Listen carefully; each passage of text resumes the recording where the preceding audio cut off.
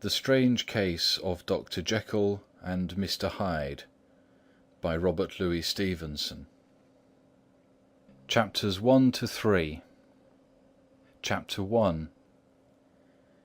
Story of the Door.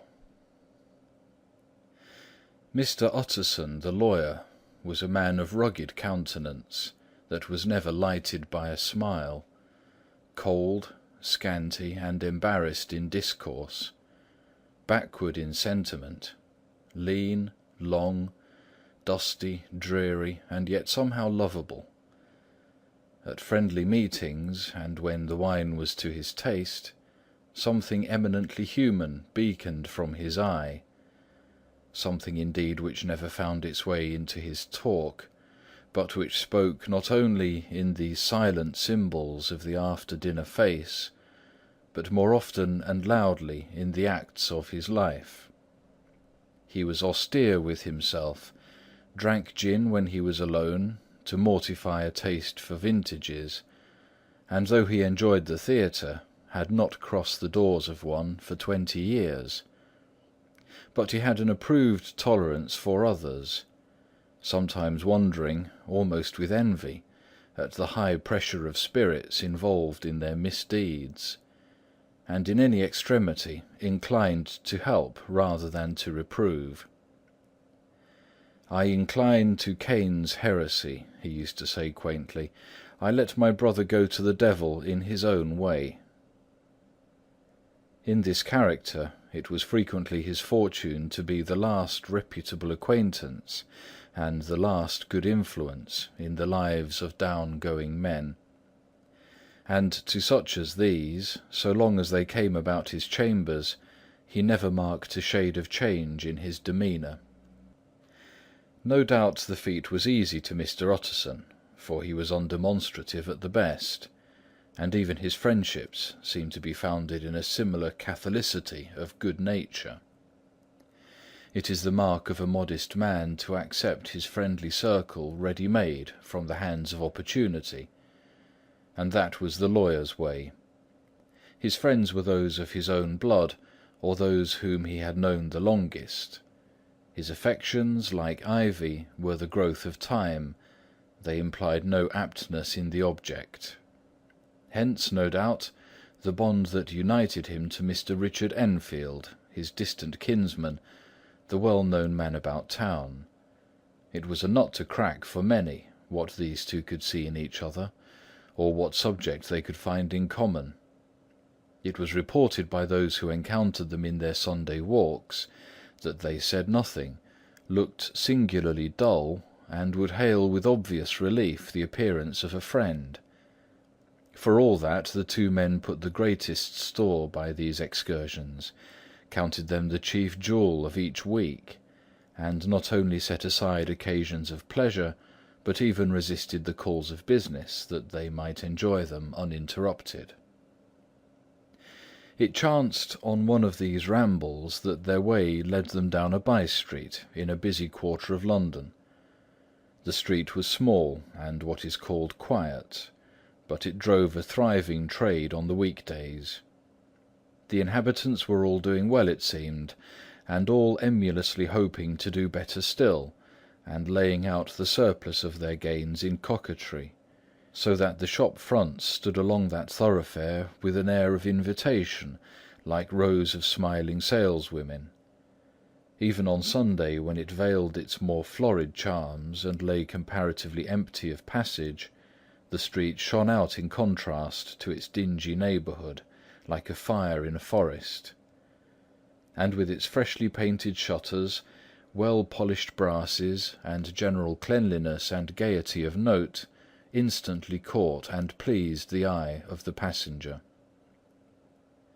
2 doors from one corner, on the left hand going east, the line was broken by the entry of a court, and just at that point a certain sinister block of building thrust forward its gable on the street. It was 2 stories high, showed no window, nothing but a door on the lower story, and a blind forehead of discoloured wall on the upper, and bore in every feature the marks of prolonged and sordid negligence. The door, which was equipped with neither bell nor knocker, was blistered and distained. Tramps slouched into the recess and struck matches on the panels. Children kept shop upon the steps. The schoolboy had tried his knife on the mouldings, and for close on a generation no one had appeared to drive away these random visitors or to repair their ravages. Mr. Enfield and the lawyer were on the other side of the by-street, but when they came abreast of the entry, the former lifted up his cane and pointed. "Did you ever remark that door?" he asked, and when his companion had replied in the affirmative, "It is connected in my mind," added he, "with a very odd story." "Indeed?" said Mr. Utterson, with a slight change of voice. "And what was that?" "Well, it was this way," returned Mr. Enfield. "I was coming home from some place at the end of the world, about 3 o'clock of a black winter morning, and my way lay through a part of town where there was literally nothing to be seen but lamps. Street after street, and all the folks asleep. Street after street, all lighted up as if for a procession, and all as empty as a church, till at last I got into that state of mind when a man listens and listens, and begins to long for the sight of a policeman. All at once I saw two figures, one a little man who was stumping along eastward at a good walk, and the other a girl of maybe 8 or 10, who was running as hard as she was able down a cross-street.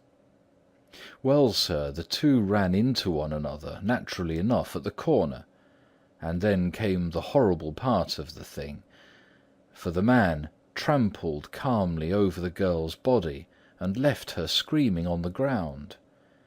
It sounds nothing to hear, but it was hellish to see. It wasn't like a man, it was like some damned juggernaut.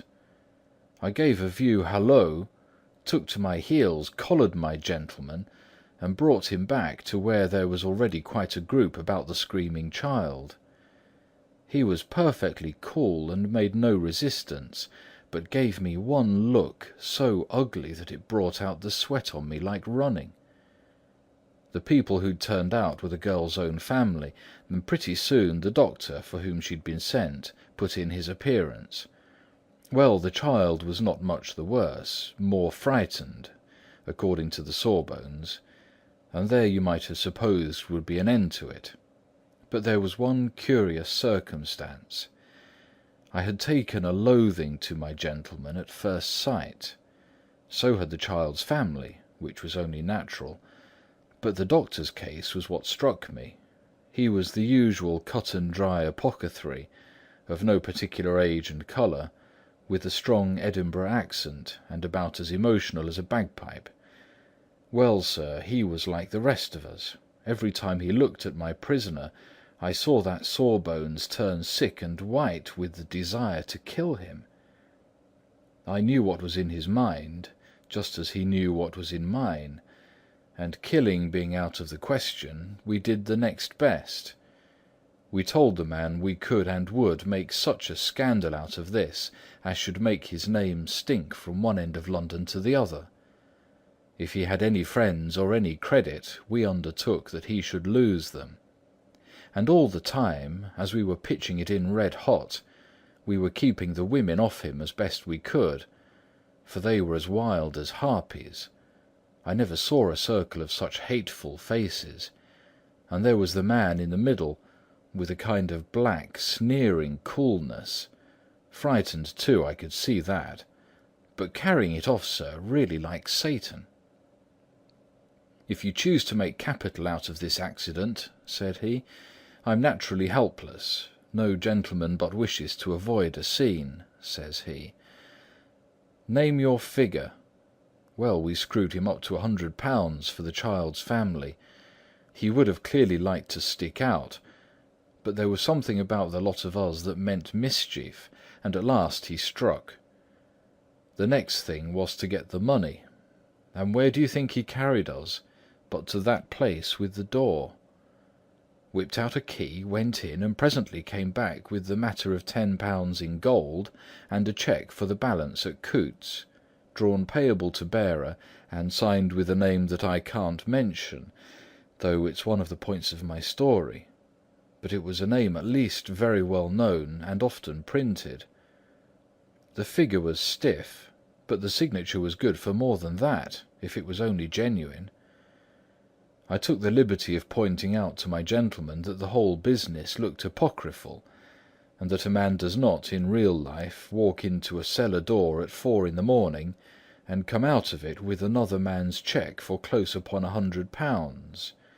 But he was quite easy and sneering. "Set your mind at rest," says he. "I will stay with you till the banks open and cash the cheque myself." So we all set off, the doctor and the child's father and our friend and myself, and passed the rest of the night in my chambers. The next day, when we had breakfasted, went in a body to the bank. I gave in the cheque myself, and said I had every reason to believe it was a forgery. Not a bit of it. The cheque was genuine. "Tut, tut," said Mr. Utterson. "I see you feel as I do," said Mr. Enfield. "Yes, it's a bad story, for my man was a fellow that nobody could have to do with, a really damnable man. And the person that drew the cheque is the very pink of the proprieties, celebrated too, and, what makes it worse, one of your fellows who do what they call good. Blackmail, I suppose. An honest man paying through the nose for some of the capers of his youth.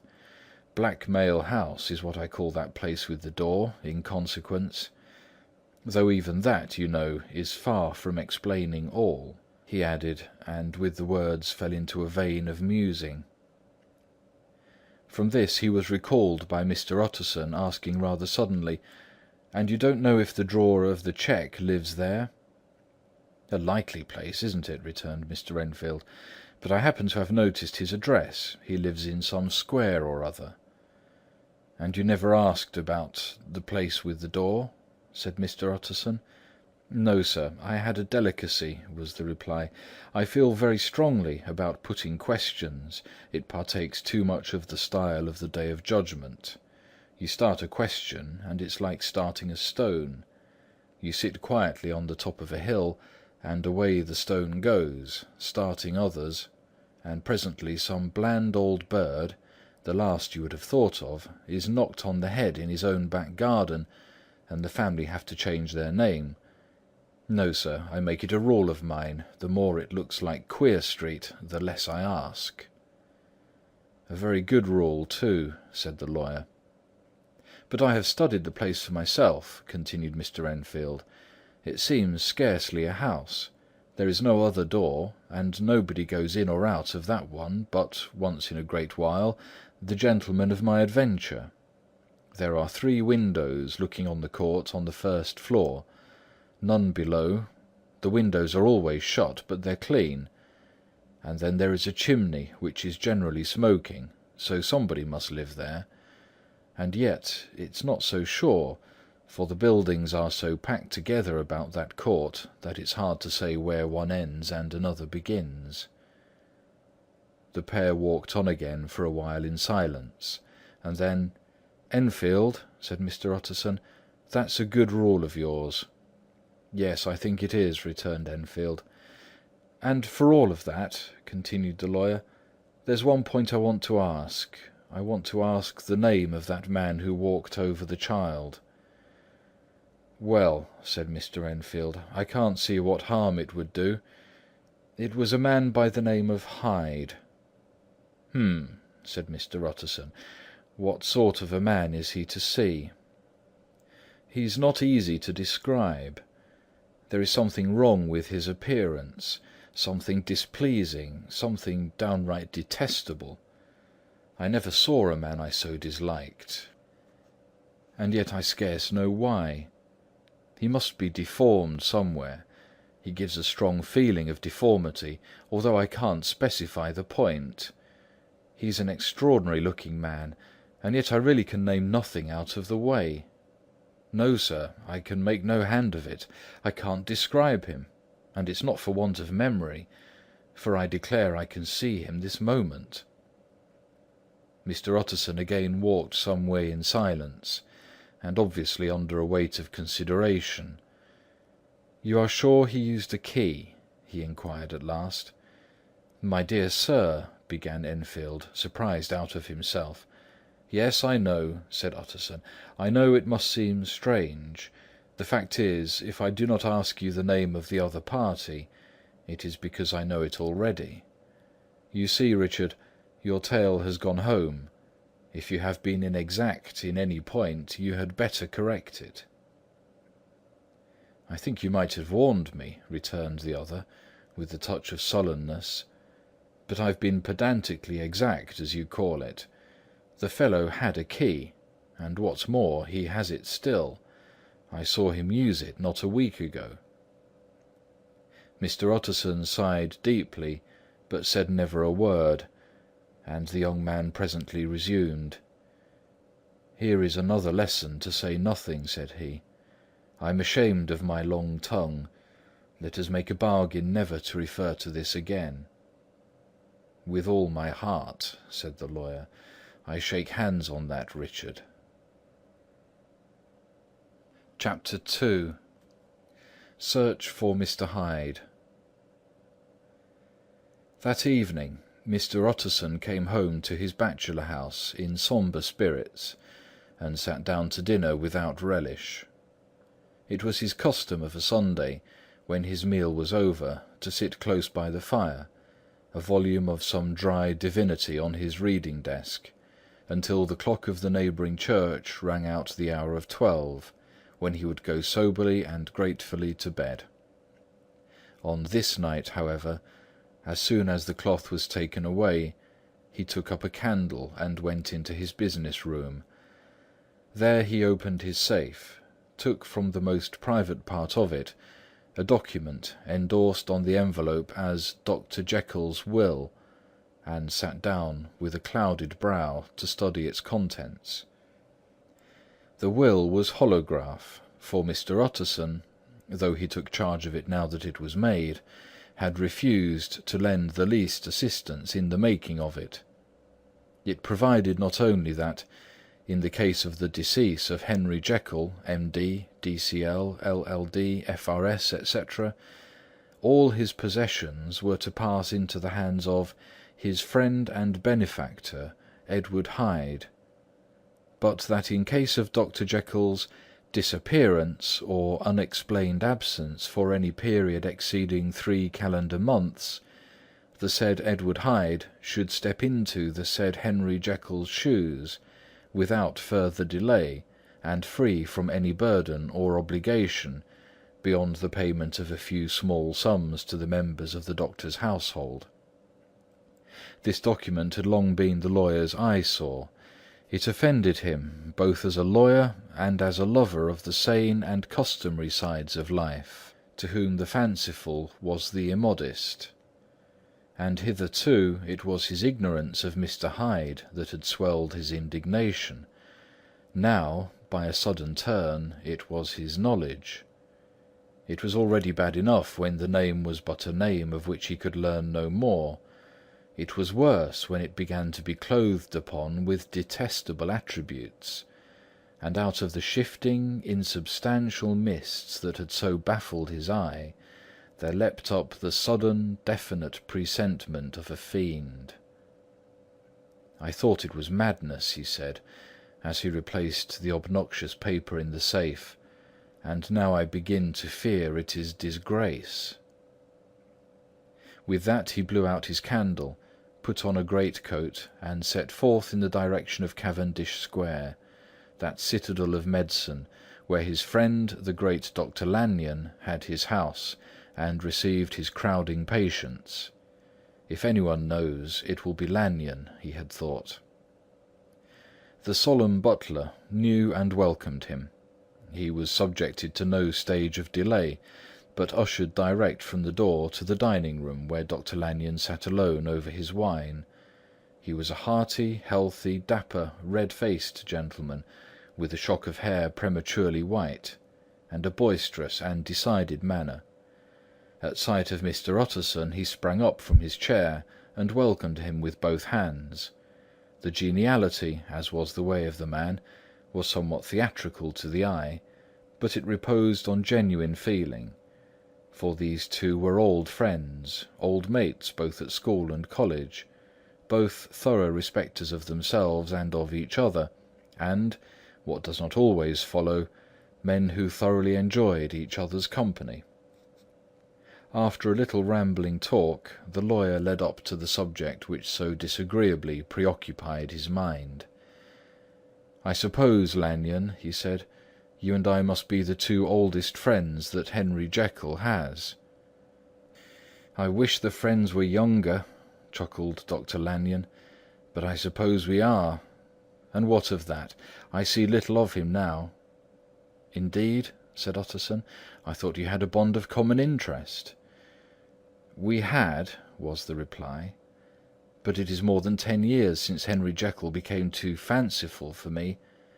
He began to go wrong in the mind, and though of course I continue to take an interest in him for old sake's sake, as they say, I see and have seen devilish little of the man. Such unscientific balderdash," added the doctor, flushing suddenly purple, "would have estranged Damon and Pythias." This little spirit of temper was somewhat of a relief to Mr. Utterson. They have only differed on some point of science, he thought, and being a man of no scientific passions, except in the matter of conveyancing, he even added, "It is nothing worse than that." He gave his friend a few seconds to recover his composure, and then approached the question he had come to put. "Did you ever come across a protégé of his, one Hyde?" he asked. "Hyde?" repeated Lanyon. "No, never heard of him. Since my time." That was the amount of information that the lawyer carried back with him to the great dark bed on which he tossed to and fro, until the small hours of the morning began to grow large. It was a night of little ease to his toiling mind, toiling in mere darkness and besieged by questions. 6 o'clock struck on the bells of the church that was so conveniently near to Mr. Utterson's dwelling, and still he was digging at the problem. Hitherto it had touched him on the intellectual side alone, but now his imagination also was engaged, or rather enslaved, and as he lay and tossed in the gross darkness of the night and the curtained room, Mr. Enfield's tale went by before his mind in a scroll of lighted pictures. He would be aware of the great field of lamps of a nocturnal city, then of the figure of a man walking swiftly, then of a child running from the doctor's, and then these met, and that human juggernaut trod the child down, and passed on regardless of her screams. Or else he would see a room in a rich house where his friend lay asleep, dreaming and smiling at his dreams, and then the door of that room would be opened, the curtains of the bed plucked apart, the sleeper recalled, and lo, there would stand by his side a figure to whom power was given, and even at that dead hour he must rise and do its bidding. The figure in these two phases haunted the lawyer all night, and if at any time he dozed over, it was but to see it glide more stealthily through sleeping houses, or move the more swiftly and still the more swiftly, even to dizziness, through wider labyrinths of lamp-lighted city, and at every street corner crush a child and leave her screaming. And still the figure had no face by which he might know it. Even in his dreams it had no face, or one that baffled him and melted before his eyes. And thus it was that there sprang up and grew apace in the lawyer's mind a singularly strong, almost an inordinate curiosity to behold the features of the real Mr. Hyde. If he could but once set his eyes on him, he thought the mystery would lighten and perhaps roll away altogether, as was the habit of mysterious things when well examined. He might see a reason for his friend's strange preference or bondage, call it which you please, and even for the startling clauses of the will, and at least it would be a face worth seeing, the face of a man who was without bowels of mercy, a face which had but to show itself to raise up in the mind of the unimpressionable Enfield a spirit of enduring hatred. From that time forward, Mr. Utterson began to haunt the door in the by-street of shops. In the morning before office hours, at noon when business was plenty and time scarce, at night under the face of the fogged city moon, by all lights and at all hours of solitude or concourse, the lawyer was to be found on his chosen post. If he be Mr. Hyde, he had thought, I shall be Mr. Seek. And at last his patience was rewarded. It was a fine dry night, frost in the air, the streets as clean as a ballroom floor, the lamps, unshaken by any wind, drawing a regular pattern of light and shadow. By 10 o'clock, when the shops were closed, the by-street was very solitary, and, in spite of the low growl of London from all around, very silent. Small sounds carried far. Domestic sounds out of the houses were clearly audible on either side of the roadway, and the rumour of the approach of any passenger preceded him by a long time. Mr. Utterson had been some minutes at his post, when he was aware of an odd, light footstep drawing near.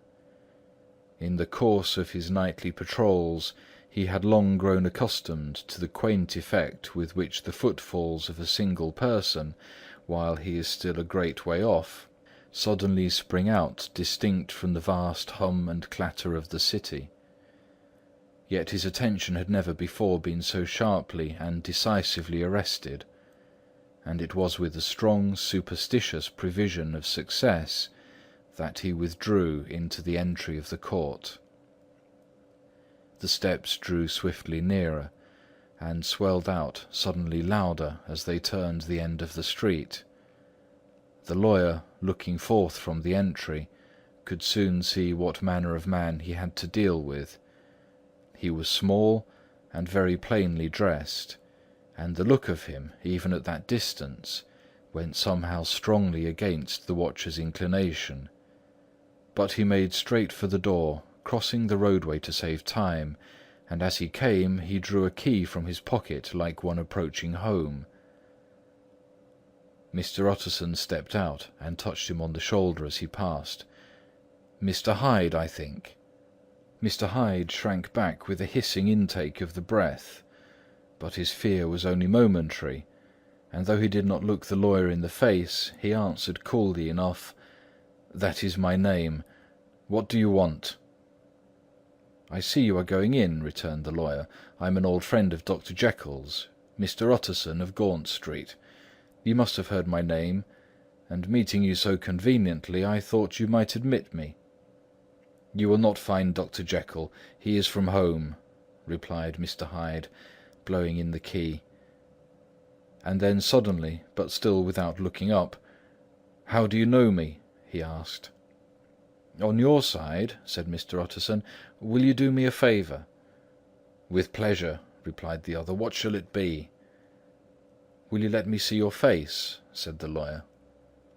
Mr. Hyde appeared to hesitate, and then, as if upon some sudden reflection, fronted about with an air of defiance, and the pair stared at each other pretty fixedly for a few seconds.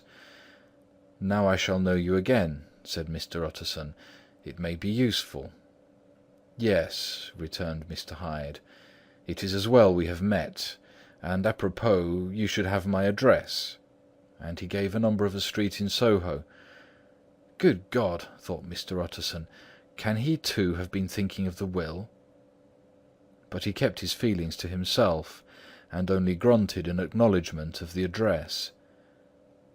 "And now," said the other, "how do you know me?" "By description," was the reply. "Whose description?" "We have common friends," said Mr. Utterson. "Common friends," uttered Mr. Hyde a little hoarsely. "Who are they?" Jekyll, for instance," said the lawyer. "He never told you!" cried Mr. Hyde, with a flush of anger. "I did not think you would have lied." "Come," said Mr. Utterson, "that is not fitting language." The other snarled aloud with a savage laugh, and the next moment, with extraordinary quickness, he had unlocked the door and disappeared into the house. The lawyer stood a while when Mr. Hyde had left him, the picture of disquietude. Then he began slowly to mount the street, pausing every step or two, and putting his hand to his brow like a man in mental perplexity. The problem he was thus debating as he walked was one of a class that is rarely solved. Mr. Hyde was pale and dwarfish. He gave an impression of deformity without any nameable malformation. He had a displeasing smile. He had borne himself to the lawyer with a sort of murderous mixture of timidity and boldness, and he spoke with a husky, whispering, and somewhat broken voice. All these were points against him, but not all of these together could explain the hitherto unknown disgust, loathing, and fear with which Mr. Utterson regarded him. "There must be something else," said the perplexed gentleman. "There is something more, if I could find a name for it. God bless me, the man seems hardly human. Something troglodytic, shall we say? Or can it be the old story of Dr. Fell? Or is it the mere radiance of a foul soul that thus transpires through and transfigures its clay continent? The last, I think. For oh, my poor old Harry Jekyll, if ever I read Satan's signature upon a face, it is on that of your new friend." Round the corner from the by-street there was a square of ancient, handsome houses, now for the most part decayed from their high estate, and let in flats and chambers to all sorts and conditions of men: map-engravers, architects, shady lawyers, and the agents of obscure enterprises. One house, however, second from the corner, was still occupied entire, and at the door of this, which wore a great air of wealth and comfort, though it was now plunged in darkness except for the fanlight, Mr. Utterson stopped and knocked. A well-dressed elderly servant opened the door. "Is Dr. Jekyll at home, Poole?" asked the lawyer. "I will see, Mr. Utterson," said Poole, admitting the visitor as he spoke into a large, low-roofed, comfortable hall, paved with flags, warmed, after the fashion of a country house, by a bright open fire, and furnished with costly cabinets of oak. "Will you wait here by the fire, sir, or shall I give you a light in the dining-room?" "Here, thank you," said the lawyer, and he drew near and leaned on the tall fender. This hall, in which he was now left alone, was a pet fancy of his friend the doctor's, and Utterson himself was wont to speak of it as the pleasantest room in London. But tonight there was a shudder in his blood. The face of Hyde sat heavy in his memory. He felt, what was rare with him, a nausea and distaste of life, and in the gloom of his spirits he seemed to read a menace in the flickering of the firelight on the polished cabinets, and the uneasy starting of the shadow on the roof. He was ashamed of his relief when Poole presently returned to announce that Dr. Jekyll was gone out. "I saw Mr. Hyde go in by the old dissecting-room door, Poole," he said. "Is that right, when Dr. Jekyll is from home?"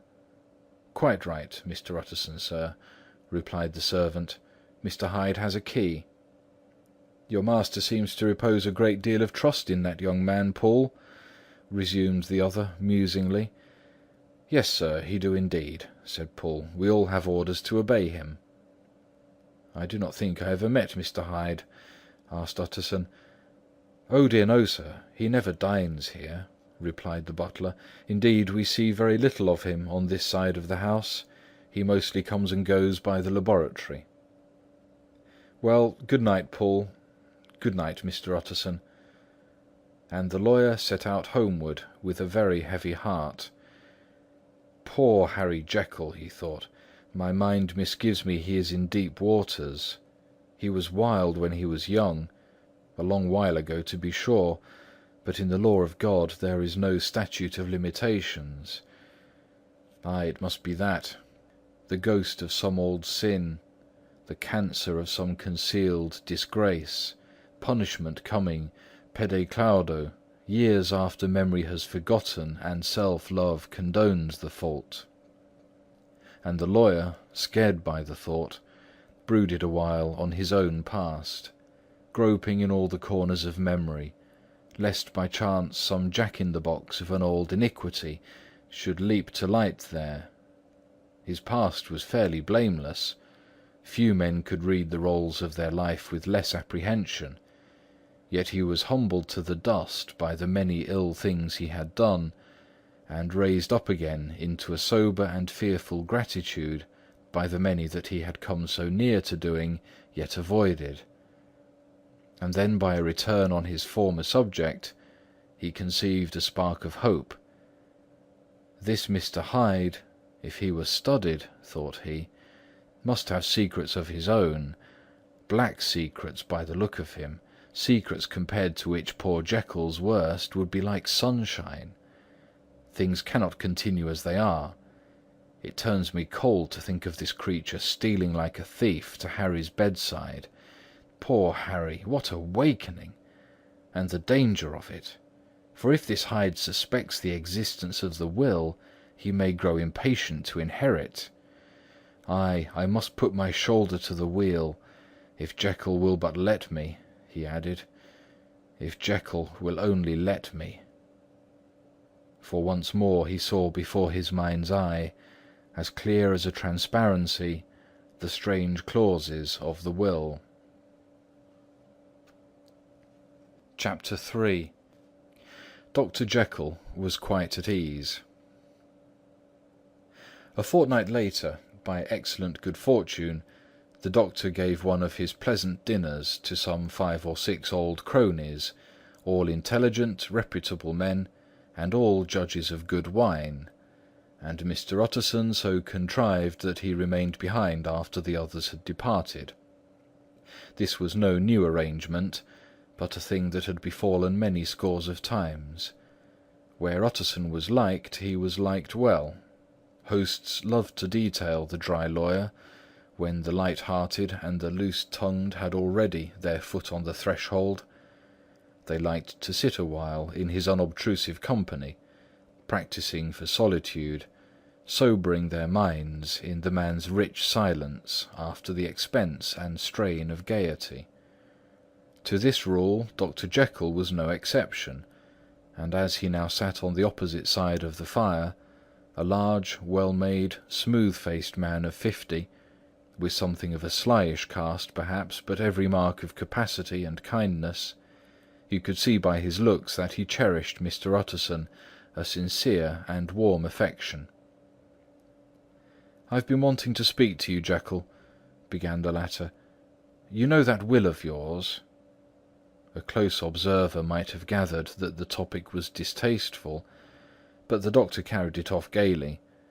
"My poor Utterson," he said, "you are unfortunate in such a client. I never saw a man so distressed as you were by my will, unless it were that hide-bound pedant Lanyon at what he called my scientific heresies.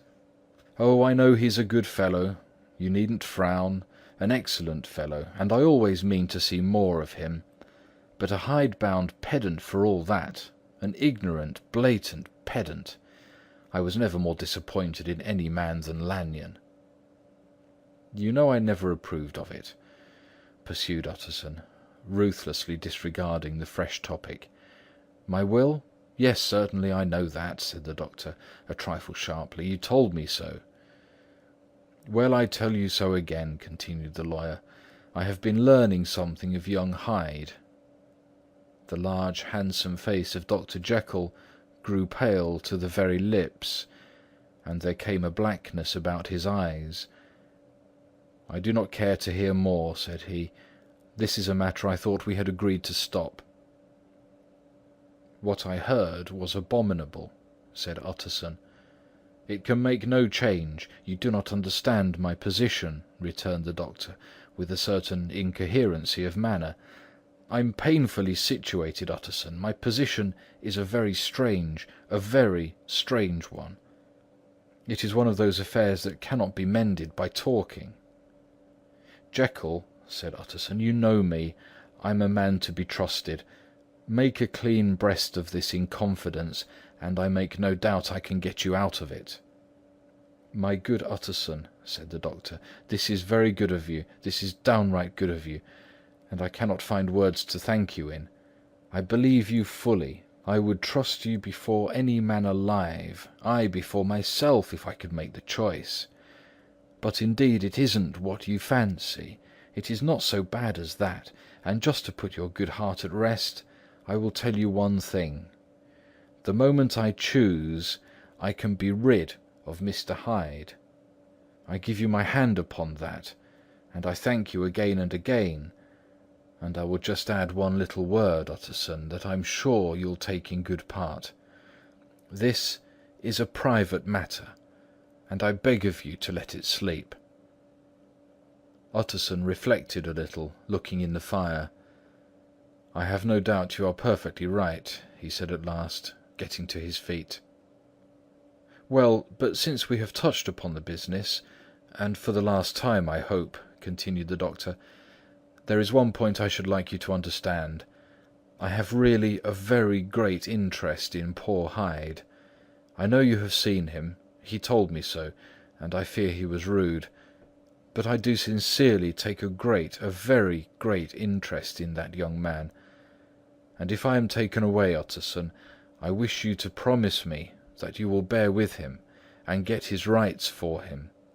I think you would, if you knew all, and it would be a weight off my mind if you would promise."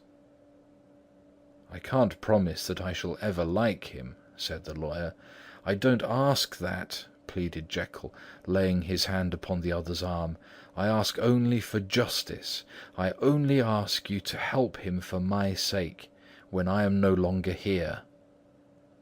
Utterson heaved an irrepressible sigh.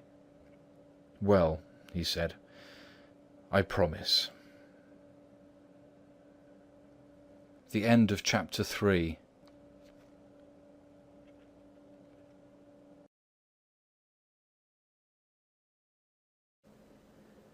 The Strange Case of Dr. Jekyll and Mr. Hyde, by Robert Louis Stevenson. Chapters 4 to 7. Chapter 4. The Carew Murder Case. Nearly a year later, in the month of October 18-something, London was startled by a crime of singular ferocity, and rendered all the more notable by the high position of the victim. The details were few and startling. A maidservant living alone in a house not far from the river had gone upstairs to bed about 11. Although a fog rolled over the city in the small hours, the early part of the night was cloudless, and the lane, which the maid's window overlooked, was brilliantly lit by the full moon. It seems she was romantically given, for she sat down upon her box, which stood immediately under the window, and fell into a dream of musing. Never, she used to say with streaming tears, when she narrated the experience, never had she felt more at peace with all men, or thought more kindly of the world. And as she so sat, she became aware of an aged and beautiful gentleman with white hair, drawing near along the lane, and advancing to meet him, another and very small gentleman, to whom at first she paid less attention. When they had come within speech, which was just under the maid's eyes, the older man bowed and accosted the other with a very pretty manner of politeness. It did not seem as if the subject of his address were of great importance. Indeed, from his pointing, it sometimes appeared as if he were only inquiring his way. But the moon shone on his face as he spoke, and the girl was pleased to watch it, It seemed to breathe such an innocent and old-world kindness of disposition, yet with something high too, as of a well-founded self-content. Presently her eye wandered to the other, and she was surprised to recognize in him a certain Mr. Hyde, who had once visited her master, and for whom she had conceived a dislike. He had in his hand a heavy cane, with which he was trifling, but he answered never a word, and seemed to listen with an ill-contained impatience. Then all of a sudden he broke out in a great flame of anger, stamping with his foot, brandishing the cane, and carrying on, as the maid described it, like a madman. The old gentleman took a step back, with the air of one very much surprised and a trifle hurt, and at that Mr. Hyde broke out of all bounds, and clubbed him to the earth. And next moment, with ape-like fury, he was trampling his victim under foot, and hailing down a storm of blows, under which the bones were audibly shattered, and the body jumped upon the roadway.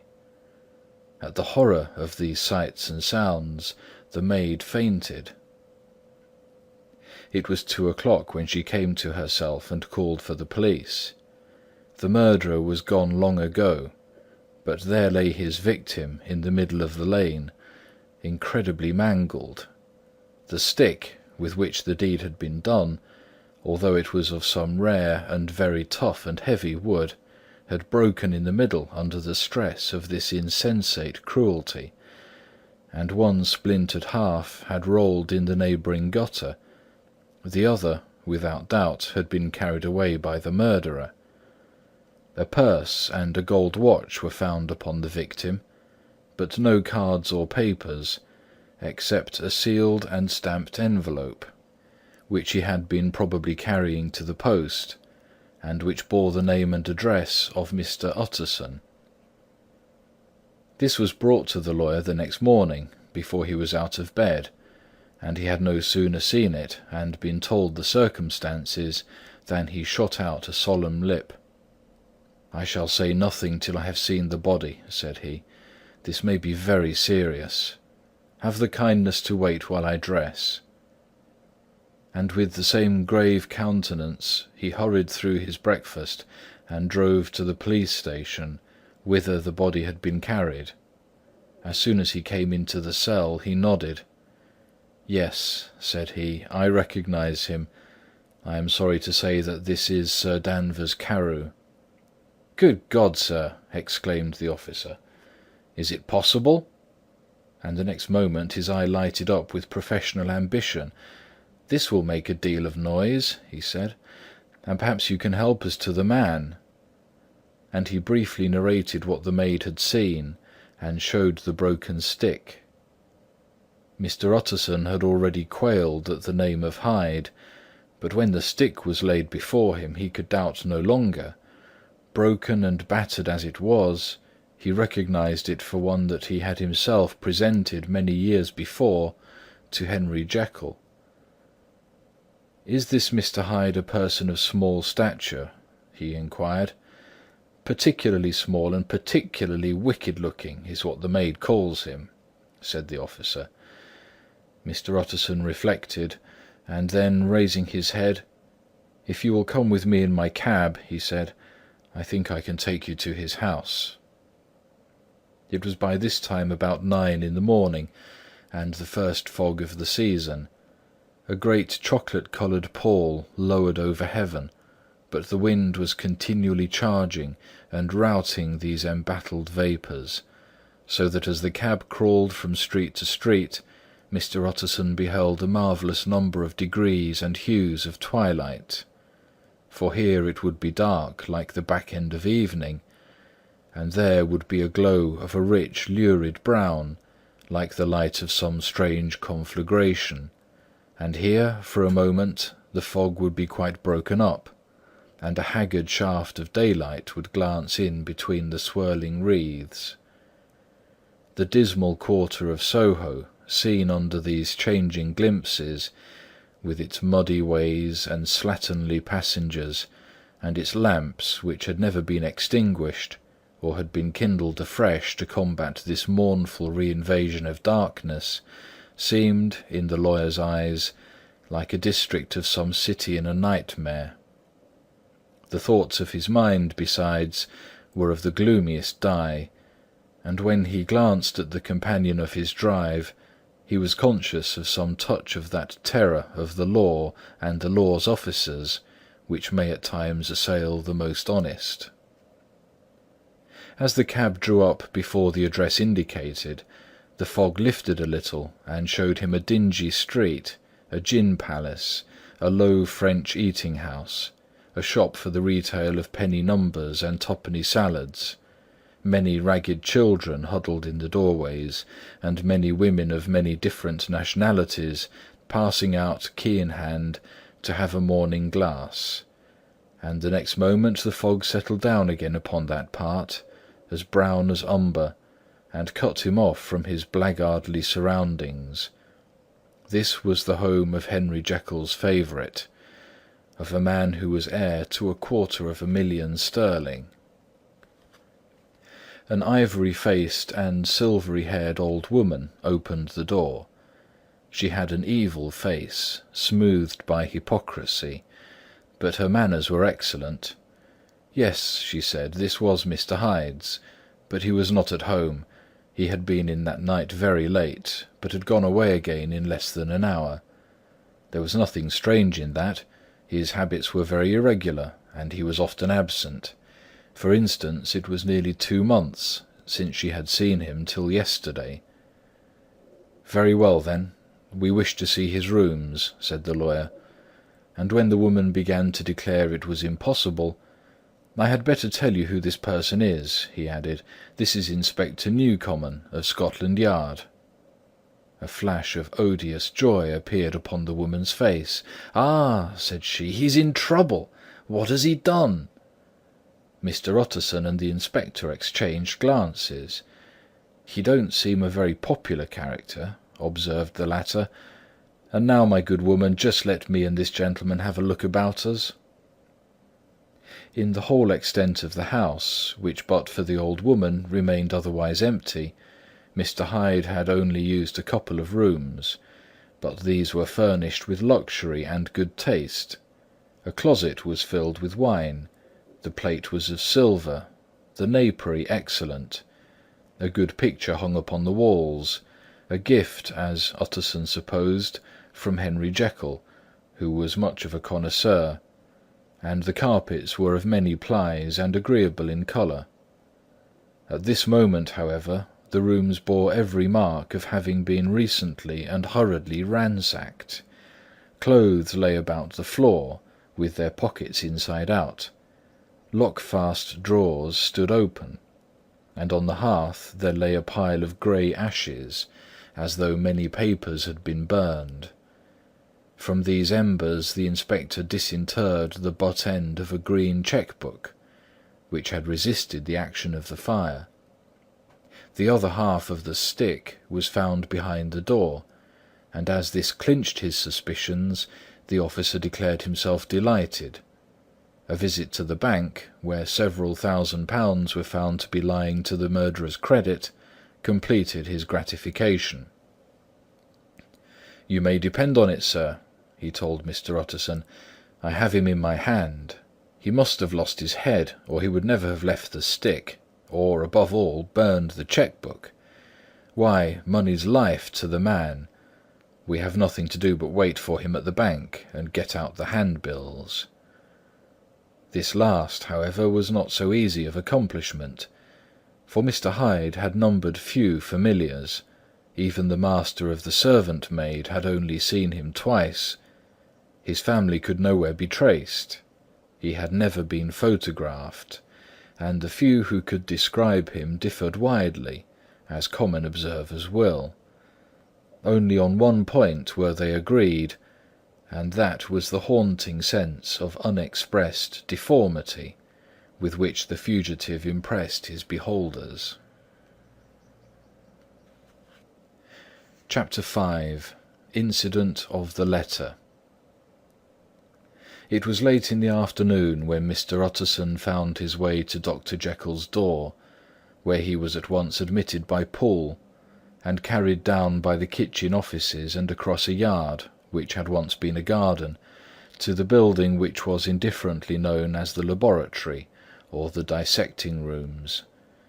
The doctor had bought the house from the heirs of a celebrated surgeon, and his own tastes being rather chemical than anatomical, had changed the destination of the block at the bottom of the garden.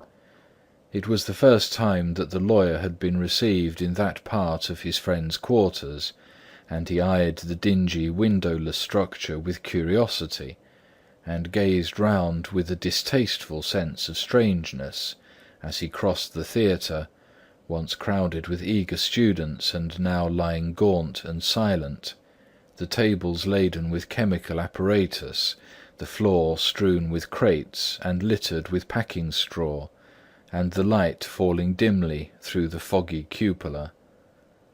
At the further end, a flight of stairs mounted to a door covered with red baize, and through this Mr. Utterson was at last received into the doctor's cabinet. It was a large room, fitted round with glass presses, furnished, among other things, with a cheval-glass and a business table, and looking out upon the court by 3 dusty windows barred with iron. The fire burned in the grate, a lamp was set lighted on the chimney shelf, for even in the houses the fog began to lie thickly, and there, close up to the warmth, sat Dr. Jekyll, looking deadly sick.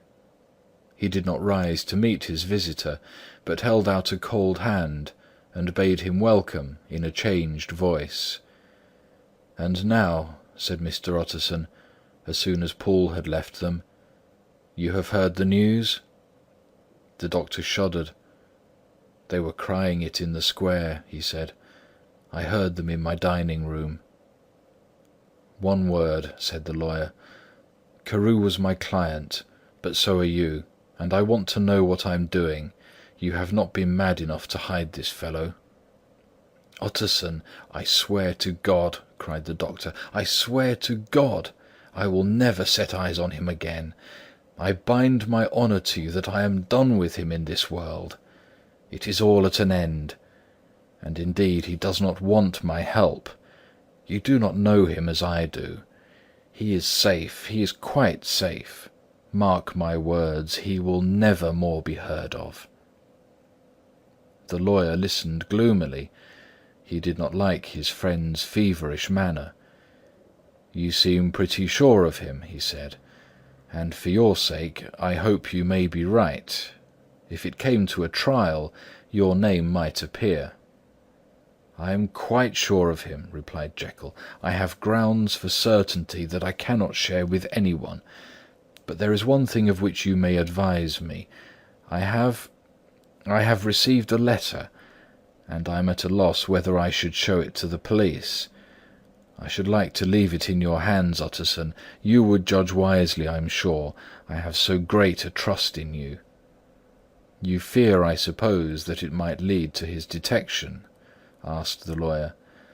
"No," said the other. "I cannot say that I care what becomes of Hyde. I am quite done with him. I was thinking of my own character, which this hateful business has rather exposed." Utterson ruminated a while. He was surprised at his friend's selfishness, and yet relieved by it. "Well," said he at last, "let me see the letter." The letter was written in an old upright hand, and signed Edward Hyde, and it signified, briefly enough, that the writer's benefactor, Dr. Jekyll, whom he had long so unworthily repaid for 1,000 generosities, need labour under no alarm for his safety, as he had means of escape on which he placed a sure dependence. The lawyer liked this letter well enough. It put a better colour on the intimacy than he had looked for, and he blamed himself for some of his past suspicions. "Have you the envelope?" he asked. "I burned it," replied Jekyll, "before I thought what I was about, but it bore no postmark. The note was handed in." "Shall I keep this and sleep upon it?" asked Utterson. "I wish you to judge for me entirely," was the reply. "I have lost confidence in myself." "Well, I shall consider," returned the lawyer. "And now one word more. It was Hyde who dictated the terms in your will about that disappearance?" The doctor seemed seized with a qualm of faintness. He shut his mouth tight and nodded. "I knew it," said Utterson. "He meant to murder you. You have had a fine escape." "I have had what is far more to the purpose," returned the doctor solemnly. "I have had a lesson. O God, Utterson, what a lesson I have had!" And he covered his face for a moment with his hands. On his way out, the lawyer stopped and had a word or two with Poole. "By the by," said he, "there was a letter handed in to-day. What was the messenger like?" But Poole was positive nothing had come except by post, and only circulars by that, he added. This news sent off the visitor with his fears renewed. Plainly the letter had come by the laboratory door. Possibly, indeed, it had been written in the cabinet, and if that were so, it must be differently judged, and handled with the more caution. The newsboys, as he went, were crying themselves hoarse along the footways. "Special edition! Shocking murder of an MP!" That was the funeral oration of one friend and client, and he could not help a certain apprehension lest the good name of another should be sucked down in the eddy of the scandal. It was, at least, a ticklish decision that he had to make, and self-reliant as he was by habit, he began to cherish a longing for advice. It was not to be had directly, but perhaps, he thought, it might be fished for. Presently after, he sat on one side of his own hearth, with Mr Guest, his head clerk, upon the other, and midway between, at a nicely calculated distance from the fire, a bottle of a particular old wine that had long dwelt unsunned in the foundations of his house. The fog still slept on the wing above the drowned city, where the lamps glimmered like carbuncles, and through the muffle and smother of these fallen clouds, the procession of the town's life was still rolling in through the great arteries, with a sound as of a mighty wind. But the room was gay with firelight. In the bottle the acids were long ago resolved.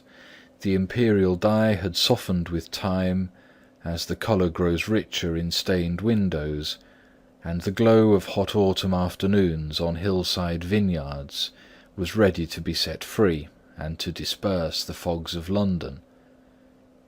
Insensibly the lawyer melted. There was no man from whom he kept fewer secrets than Mr Guest, and he was not always sure that he kept as many as he meant. Guest had often been on business to the doctor's. He knew Poole. He could scarcely have failed to hear of Mr Hyde's familiarity about the house. He might draw conclusions. Was it not as well, then, that he should see a letter which put that mystery to rights? And above all, since Guest, being a great student and critic of handwriting, would consider the step natural and obliging. The clerk, besides, was a man of counsel. He would scarce read so strange a document without dropping a remark, and by that remark Mr Utterson might shape his future course. "This is a sad business about Sir Danvers," he said. "Yes, sir, indeed. It has elicited a great deal of public feeling," returned Guest. "The man, of course, was mad." "I should like to hear your views on that," replied Utterson. "I have a document here in his handwriting. It is between ourselves, for I scarce knew what to do about it. It is an ugly business at the best. But there it is, quite in your way, a murderer's autograph." Guest's eyes brightened, and he sat down at once and studied it with passion. "No, sir," he said, "not mad. But it is an odd hand." "And by all accounts a very odd writer," added the lawyer. Just then the servant entered with a note. "Is that from Dr. Jekyll, sir?" inquired the clerk. "I thought I knew the writing. Anything private, Mr. Utterson?" "Only an invitation to dinner. Why, do you want to see it?"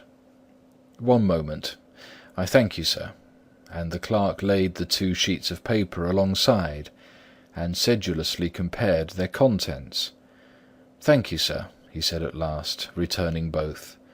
"It's a very interesting autograph." There was a pause, during which Mr. Utterson struggled with himself. "Why did you compare them, guest?" he inquired suddenly. "Well, sir," returned the clerk, "there's a rather singular resemblance. The 2 hands are in many points identical, only differently sloped." "Rather quaint," said Utterson. "It is, as you say, rather quaint," returned Guest. "I wouldn't speak of this note, you know," said the master. "No, sir," said the clerk, "I understand." But no sooner was Mr. Utterson alone that night than he locked the note into his safe, where it reposed from that time forward. "What," he thought, "Henry Jekyll forge for a murderer!" And his blood ran cold in his veins. Chapter 6. Remarkable Incident of Dr. Lanyon. Time ran on. Thousands of pounds were offered in reward, for the death of Sir Danvers was resented as a public injury. But Mr. Hyde had disappeared out of the ken of the police as though he had never existed. Much of his past was unearthed, indeed, and all disreputable. Tales came out of the man's cruelty, at once so callous and violent, of his vile life, of his strange associates, of the hatred that seemed to have surrounded his career, but of his present whereabouts not a whisper. From the time he had left the house in Soho on the morning of the murder, he was simply blotted out, and gradually, as time drew on, Mr. Utterson began to recover from the hotness of his alarm, and to grow more at quiet with himself. The death of Sir Danvers was, to his way of thinking, more than paid for by the disappearance of Mr. Hyde. Now that that evil influence had been withdrawn, a new life began for Dr. Jekyll. He came out of his seclusion, renewed relations with his friends, became once more their familiar guest and entertainer, and whilst he had always been known for charities, he was now no less distinguished for religion. He was busy, he was much in the open air, he did good, his face seemed to open and brighten, as if with an inward consciousness of service, and for more than 2 months the doctor was at peace. On the 8th of January, Utterson had dined at the doctor's with a small party. Lanyon had been there, and the face of the host had looked from one to the other, as in the old days when the trio were inseparable friends. On the 12th, and again on the 14th, the door was shut against the lawyer. The doctor was confined to the house, Paul said, and saw no one. On the 15th he tried again, and was again refused, and having now been used for the last 2 months to see his friend almost daily, he found this return of solitude to weigh upon his spirits.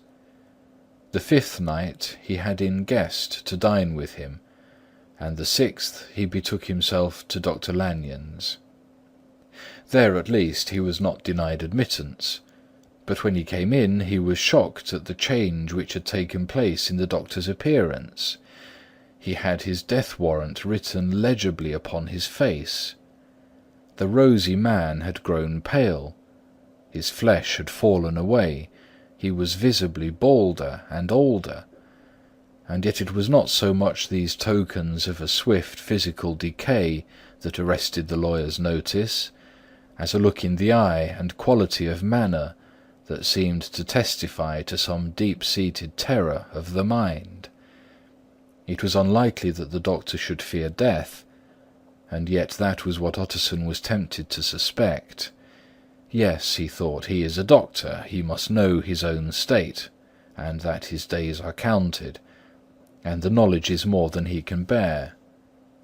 And yet when Utterson remarked on his ill looks, it was with an air of great firmness that Lanyon declared himself a doomed man. "I have had a shock," he said, "and I shall never recover. It is a question of weeks.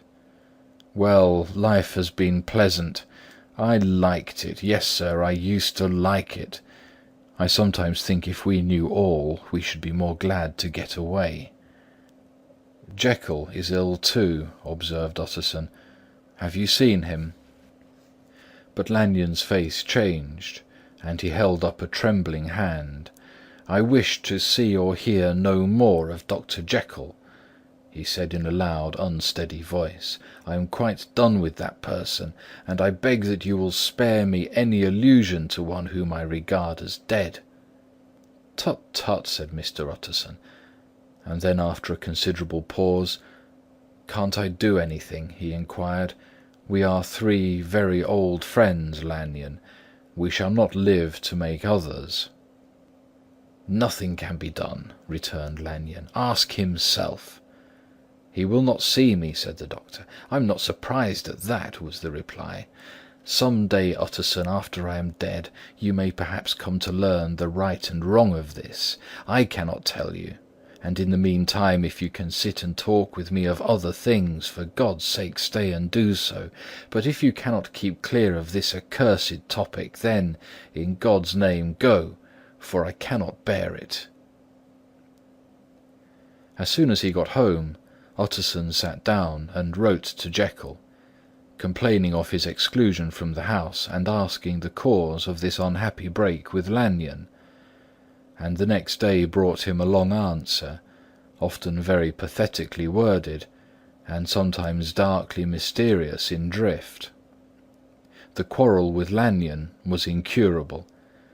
"I do not blame our old friend," Jekyll wrote, "but I share his view that we must never meet. I mean from henceforth to lead a life of extreme seclusion. You must not be surprised, nor must you doubt my friendship, if my door is often shut even to you. You must suffer me to go my own dark way. I have brought on myself a punishment and a danger that I cannot name. If I am the chief of sinners, I am the chief of sufferers also. I could not think that this earth contained a place for sufferings and terrors so unmanning. And you can do but one thing, Utterson, to lighten this destiny, and that is to respect my silence." Utterson was amazed. The dark influence of Hyde had been withdrawn. The doctor had returned to his old tasks and amities. A week ago the prospect had smiled with every promise of a cheerful and an honoured age, and now in a moment friendship and peace of mind and the whole tenor of his life were wrecked. So great and unprepared a change pointed to madness, but in view of Lanyon's manner and words, there must lie for it some deeper ground. A week afterwards Dr. Lanyon took to his bed, and in something less than a fortnight he was dead. The night after the funeral, at which he had been sadly affected, Utterson locked the door of his business room, and sitting there by the light of a melancholy candle, drew out and set before him an envelope addressed by the hand and sealed with the seal of his dear friend. "Private, for the hands of J.G. Utterson alone, and in case of his predecease, to be destroyed unread." So it was emphatically superscribed, and the lawyer dreaded to behold the contents. "I have buried one friend to-day," he thought. "What if this should cost me another?" And then he condemned the fear as a disloyalty, and broke the seal. Within there was another enclosure, likewise sealed, and marked upon the cover as "Not to be opened till the death or disappearance of Dr. Henry Jekyll." Utterson could not trust his eyes. Yes, it was disappearance. Here again, as in the mad will which he had long ago restored to its author, here again were the idea of a disappearance, and the name of Henry Jekyll bracketed. But in the will, that idea had sprung from the sinister suggestion of the man Hyde. It was set there with a purpose all too plain and horrible. Written by the hand of Lanyon, what could it mean? A great curiosity came on the trustee to disregard the prohibition and dive at once to the bottom of these mysteries. But professional honour and faith to his dead friend were stringent obligations, and the packet slept in the inmost corner of his private safe. It is one thing to mortify curiosity, another to conquer it, and it may be doubted if, from that day forth, Utterson desired the society of his surviving friend with the same eagerness. He thought of him kindly, but his thoughts were disquieted and fearful. He went to call indeed, but he was perhaps relieved to be denied admittance. Perhaps in his heart he preferred to speak with Poole upon the doorstep, and surrounded by the air and sounds of the open city, rather than to be admitted into that house of voluntary bondage, and to sit and speak with its inscrutable recluse. Poole had, indeed, no very pleasant news to communicate. The doctor, it appeared, now more than ever confined himself to the cabinet over the laboratory, where he would sometimes even sleep. He was out of spirits. He had grown very silent. He did not read. It seemed as if he had something on his mind. Utterson became so used to the unvarying character of these reports that he fell off little by little in the frequency of his visits.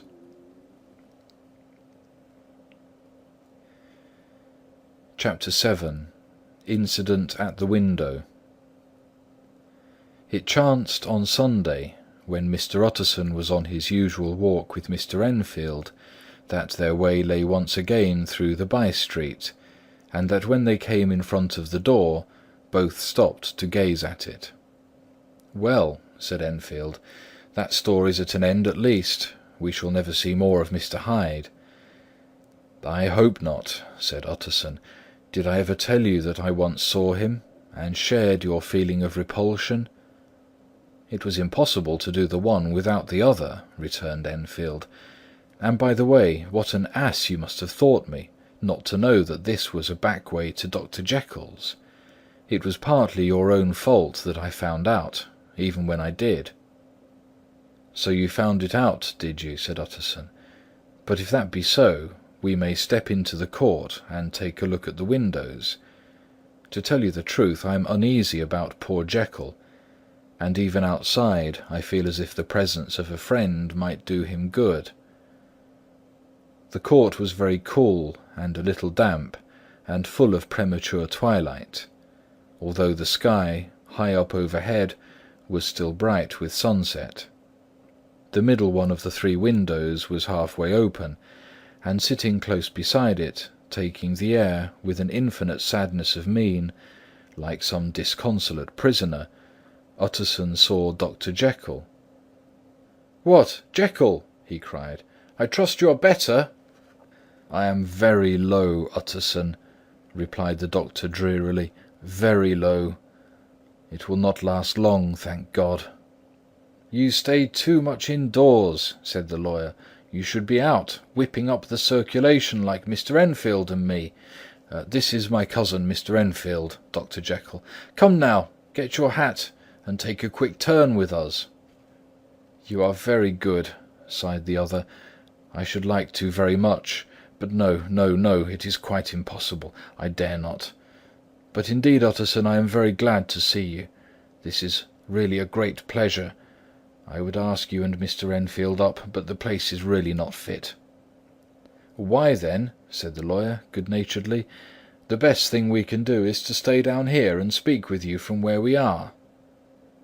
"That is just what I was about to venture to propose," returned the doctor with a smile; but the words were hardly uttered before the smile was struck out of his face, and succeeded by an expression of such abject terror and despair as froze the very blood of the two gentlemen below.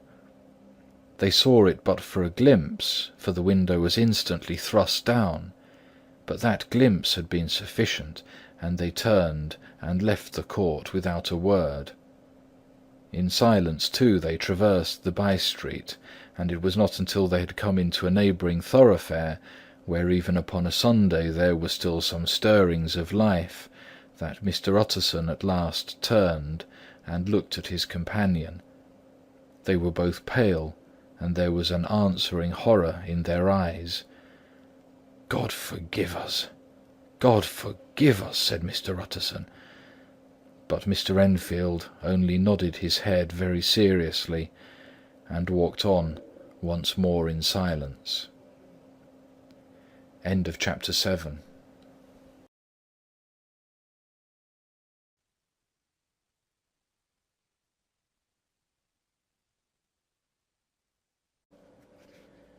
The Strange Case of Dr. Jekyll and Mr. Hyde, by Robert Louis Stevenson. Chapters 8 and 9. Chapter 8. The Last Night. Mr. Utterson was sitting by his fireside one evening, after dinner, when he was surprised to receive a visit from Poole. "Bless me, Poole, what brings you here?" he cried; and then taking a second look at him, "What ails you?" he added. "Is the doctor ill?" "Mr. Utterson," said the man, "there is something wrong." "Take a seat, and here is a glass of wine for you," said the lawyer. "Now take your time, and tell me plainly what you want." "You know the doctor's ways, sir," replied Poole, "and how he shuts himself up. Well, he's shut up again in the cabinet, and I don't like it, sir. I wish I may die if I like it. Mr. Utterson, sir, I'm afraid." "Now, my good man," said the lawyer, "be explicit. What are you afraid of?" "I've been afraid for about a week," returned Poole, doggedly disregarding the question, "and I can bear it no more." The man's appearance amply bore out his words. His manner was altered for the worse, and except for the moment when he had first announced his terror, he had not once looked the lawyer in the face. Even now he sat with the glass of wine untasted on his knee, and his eyes directed to a corner of the floor. "I can bear it no more," he repeated. "Come," said the lawyer, "I see you have some good reason, Poole. I see there is something seriously amiss. Try to tell me what it is." "I think there's been foul play," said Poole hoarsely. "Foul play!" cried the lawyer, a good deal frightened and rather inclined to be irritated in consequence. "What foul play? What does the man mean?" "I daren't say, sir," was the answer. "But will you come along with me and see for yourself?" Mr. Utterson's only answer was to rise and get his hat and greatcoat, but he observed with wonder the greatness of the relief that appeared upon the butler's face, and perhaps with no less that the wine was still untasted when he set it down to follow. It was a wild, cold, seasonable night of March, with a pale moon lying on her back as though the wind had tilted her, and a flying wrack of the most diaphanous and lawny texture. The wind made talking difficult, and flecked the blood into the face. It seemed to have swept the streets unusually bare of passengers besides, for Mr. Utterson thought he had never seen that part of London so deserted. He could have wished it otherwise. Never in his life had he been conscious of so sharp a wish to see and touch his fellow creatures. For struggle as he might, there was borne in upon his mind a crushing anticipation of calamity. The square, when they got there, was all full of wind and dust, and the thin trees in the garden were lashing themselves against the railing. Paul, who had kept all the way a pace or two ahead, now pulled up in the middle of the pavement, and in spite of the biting weather, took off his hat and mopped his brow with the red pocket-handkerchief. But for all the hurry of his coming, these were not the dews of exertion that he wiped away, but the moisture of some strangling anguish. For his face was white, and his voice, when he spoke, harsh and broken. "Well, sir," he said, "here we are, and God grant there be nothing wrong." "Amen, Paul," said the lawyer. Thereupon the servant knocked in a very guarded manner. The door was opened on the chain, and a voice asked from within, "Is that you, Paul?" "It's all right," said Paul. "Open the door." The hall, when they entered it, was brightly lighted up. The fire was built high, and about the hearth the whole of the servants, men and women, stood huddled together like a flock of sheep. At the sight of Mr. Utterson, the housemaid broke into hysterical whimpering, and the cook, crying out, "Bless God, it's Mr. Utterson!" ran forward as if to take him in her arms. "What? What? Are you all here?" said the lawyer peevishly. "Very irregular, very unseemly. Your master would be far from pleased." "They're all afraid," said Paul. Blank silence followed, no one protesting. Only the maid lifted up her voice and now wept loudly. "Hold your tongue," Paul said to her, with a ferocity of accent that testified to his own jangled nerves. And indeed, when the girl had so suddenly raised the note of her lamentation, they had all started and turned towards the inner door with faces of dreadful expectation. "And now," continued the butler, addressing the knife boy, "reach me a candle, and we'll get this through hands at once." And then he begged Mr. Utterson to follow him, and led the way to the back garden. "Now, sir," said he, "you come as gently as you can. I want you to hear, and I don't want you to be heard. And see here, sir, if by any chance he was to ask you in, don't go." Mr. Utterson's nerves, at this unlooked-for termination, gave a jerk that nearly threw him from his balance, but he recollected his courage and followed the butler into the laboratory building, and through the surgical theatre, with its lumber of crates and bottles, to the foot of the stair. Here Paul motioned him to stand on one side and listen, while he himself, setting down the candle and making a great and obvious call on his resolution, mounted the steps and knocked with a somewhat uncertain hand on the red baize of the cabinet door. "Mr. Utterson, sir, asking to see you," he called, and even as he did so, once more violently signed to the lawyer to give ear. A voice answered from within. "Tell him I cannot see anyone," it answered complainingly.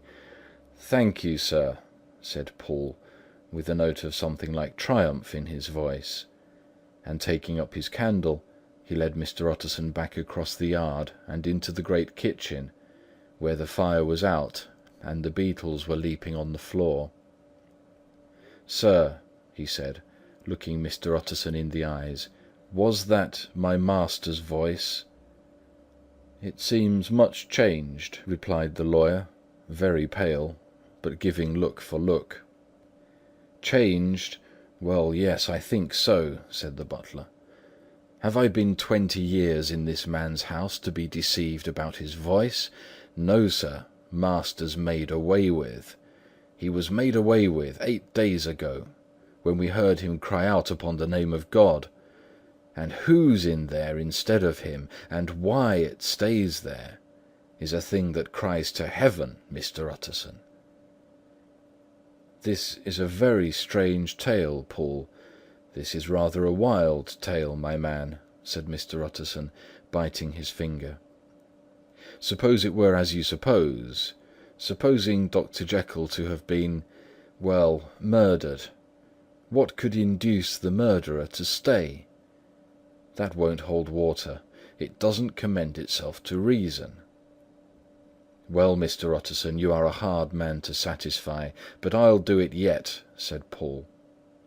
"All this last week, you must know, him or it, or whatever it is that lives in that cabinet, has been crying night and day for some sort of medicine, and cannot get it to his mind. It was sometimes his way, the master's that is, to write his orders on a sheet of paper and throw it on the stair.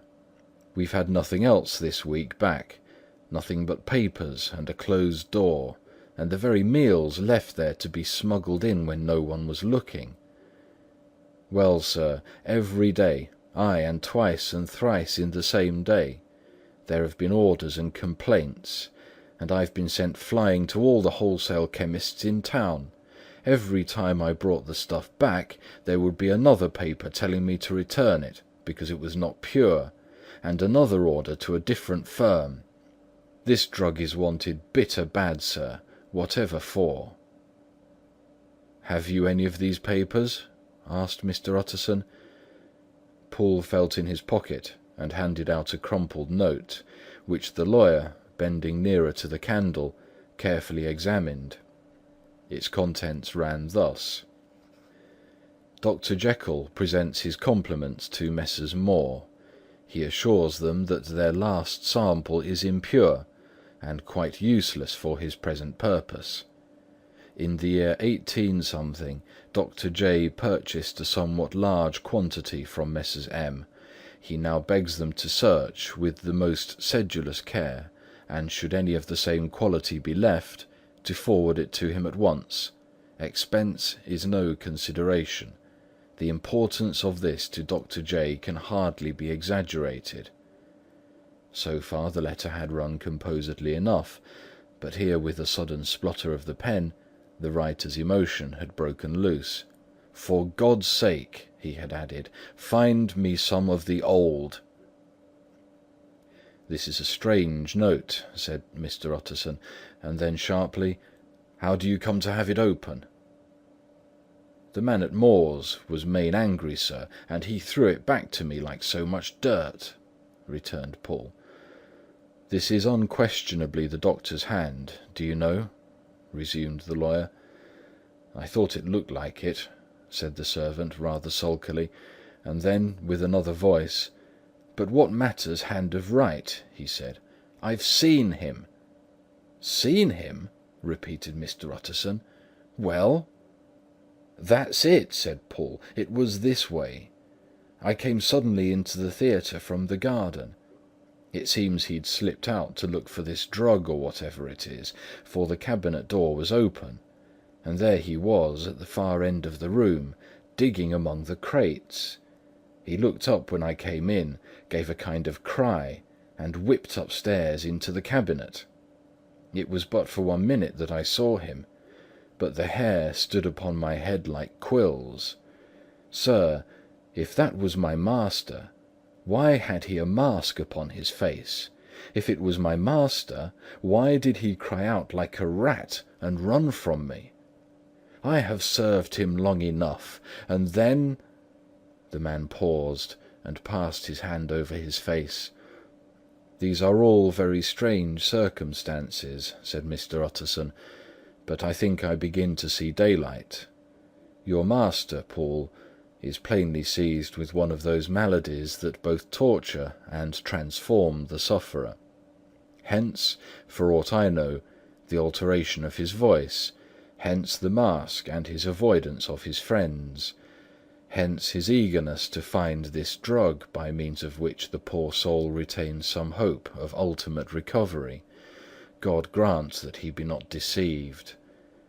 There is my explanation. It is sad enough, Paul, ay, and appalling to consider, but it is plain and natural, hangs together well, and delivers us from all exorbitant alarms.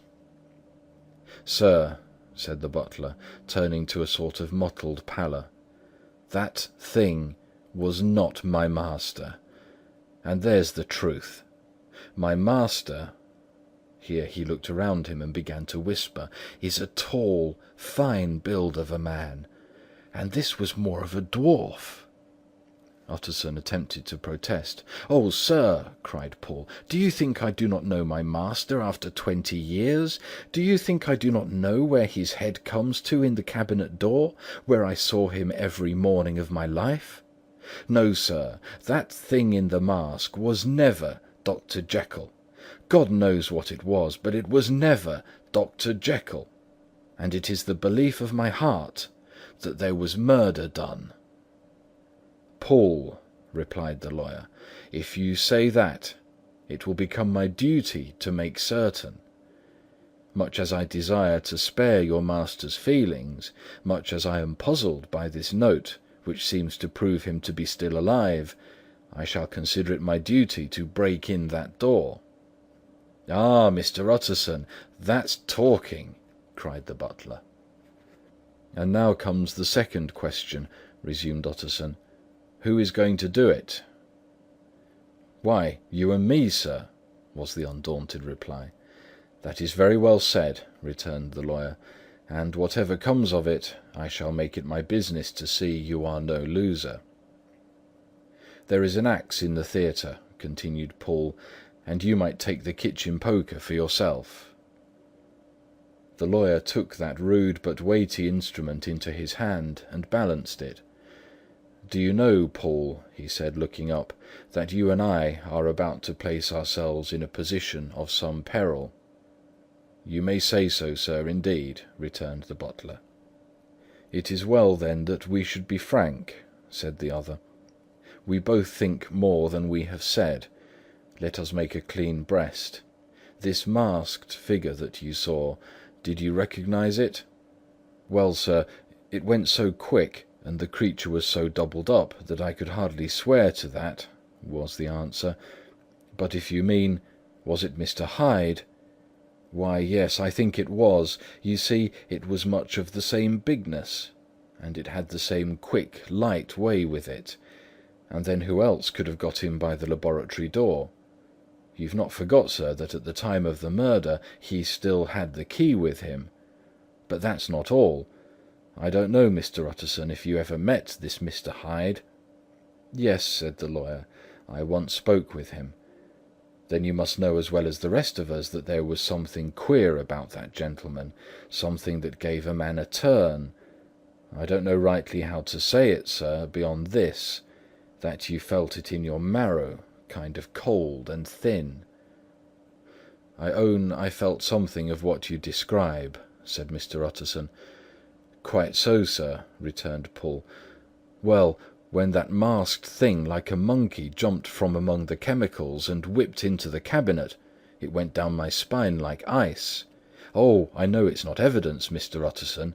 I'm book-learned enough for that. But a man has his feelings, and I give you my Bible word, it was Mr. Hyde." "Aye, aye," said the lawyer, "my fears incline to the same point. Evil, I fear, founded, evil was sure to come, of that conviction. Aye, truly, I believe you. I believe poor Harry is killed, and I believe his murderer, for what purpose God alone can tell, is still lurking in his victim's room. Well, let our name be vengeance. Call Bradshaw." The footman came at the summons, very white and nervous. "Pull yourself together, Bradshaw," said the lawyer. "This suspense, I know, is telling upon all of you. But it is now our intention to make an end of it. Poole here and I are going to force our way into the cabinet. If all is well, my shoulders are broad enough to bear the blame. Meanwhile, lest anything should really be amiss, or any malefactor seek to escape by the back, you and the boy must go round the corner with a pair of good sticks, and take your post at the laboratory door. We give you 10 minutes to get to your stations." As Bradshaw left, the lawyer looked at his watch. "And now, Poole, let us get to ours," he said. and taking the poker under his arm, he led the way into the yard. The scud had banked over the moon, and it was now quite dark. The wind, which only broke in puffs and draughts into that deep well of building, tossed the light of the candle to and fro about their steps, until they came into the shelter of the theatre, where they sat down silently to wait. London hummed solemnly all around, but nearer at hand the stillness was only broken by the sound of a footfall moving to and fro along the cabinet floor. "So it will walk all day, sir," whispered Poole. "Ay, and the better part of the night. Only when a new sample comes from the chemist there's a bit of a break. Ah, it's an ill conscience that's such an enemy to rest. Ah, sir, there's blood foully shed in every step of it. But hark again, a little closer. Put your heart into your ears, Mr. Utterson, and tell me, is that the doctor's foot?" The steps fell lightly and oddly, with a certain swing, for all they went so slowly. It was different indeed from the heavy, creaking tread of Henry Jekyll. Utterson sighed. "Is there never anything else?" he asked. Poole nodded. "Once," he said, "once I heard it weeping." "Weeping? How's that?" said the lawyer, conscious of a sudden chill of horror. "Weeping like a woman or a lost soul," said the butler. "I came away with that upon my heart, that I could have wept too." But now the 10 minutes drew to an end. Poole disinterred the axe from under a sack of packing straw. The candle was set upon the nearest table to light them to the attack, and they drew near with bated breath to where that patient foot was still going up and down, in the quiet of the night. "Jekyll!" cried Utterson with a loud voice, "I demand to see you." He paused a moment, but there came no reply. "I give you fair warning. Our suspicions are aroused, and I must and shall see you," he resumed. "If not by fair means, then by foul. If not of your consent, then by brute force." "Utterson!" said the voice, "for God's sake, have mercy!" "Ah, that's not Jekyll's voice, it's Hyde!" cried Utterson. "Down with the door, Poole!" Poole swung the axe over his shoulder. The blow shook the building, and the red baize door leaped against the lock and hinges. A dismal screech, as of mere animal terror, rang from the cabinet. Up went the axe again, and again the panels crashed and the flame bounded. 4 times the blow fell, but the wood was tough and the fittings were of excellent workmanship, and it was not until the 5th that the lock burst in sunder, and the wreck of the door fell inwards on the carpet. The besiegers, appalled by their own riot, and the stillness that had succeeded, stood back a little and peered in. There lay the cabinet before their eyes in the quiet lamplight, a good fire glowing and chattering on the hearth, the kettle singing its thin strain, a drawer or two open, papers neatly set forth on the business table, and nearer the fire the things laid out for tea.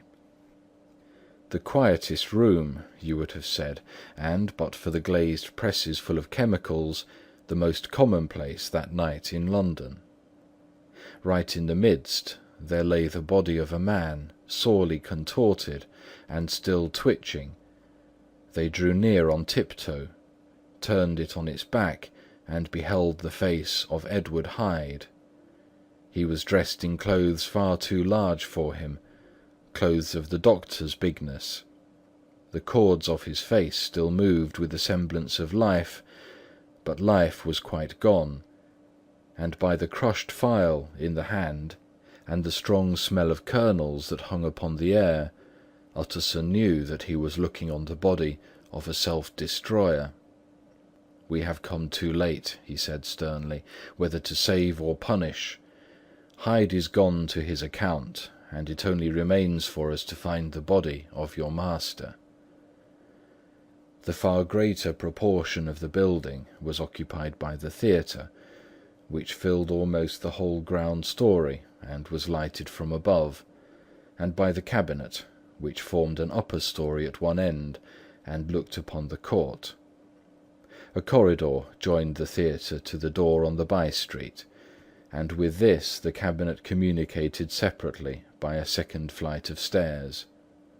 There were besides a few dark closets and a spacious cellar.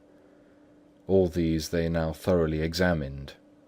Each closet needed but a glance, for all were empty, and all, by the dust that fell from their doors, had stood long unopened. The cellar, indeed, was filled with crazy lumber, mostly dating from the times of the surgeon who was Jekyll's predecessor, but even as they opened the door they were advertised of the uselessness of further search by the fall of a perfect mat of cobweb, which had for years sealed up the entrance. Nowhere was there any trace of Henry Jekyll, dead or alive. Poole stamped on the flags of the corridor. "He must be buried here," he said, hearkening to the sound. "Or he may have fled," said Utterson, and he turned to examine the door in the by-street. It was locked, and lying near by on the flags they found the key, already stained with rust. "This does not look use," observed the lawyer. "Use!" echoed Poole. "Do you not see, sir? It is broken, much as if a man had stamped on it." "Ay," continued Utterson, "and the fractures, too, are rusty." The two men looked at each other with a scare. "This is beyond me, Poole," said the lawyer. "Let us go back to the cabinet." They mounted the stair in silence, and still with an occasional awestruck glance at the dead body, proceeded more thoroughly to examine the contents of the cabinet. At one table there were traces of chemical work, various measured heaps of some white salt being laid on glass saucers, as though for an experiment in which the unhappy man had been prevented. "That is the same drug that I was always bringing him," said Poole, and even as he spoke, the kettle, with a startling noise, boiled over. This brought them to the fireside, where the easy chair was drawn cosily up, and the tea things stood ready to the sitter's elbow, the very sugar in the cup. There were several books on a shelf. One lay beside the tea things open, and Utterson was amazed to find it a copy of a pious work, for which Jekyll had several times expressed a great esteem, annotated in his own hand with startling blasphemies. Next, in the course of their review of the chamber, the searchers came to the cheval-glass, into whose depth they looked with an involuntary horror.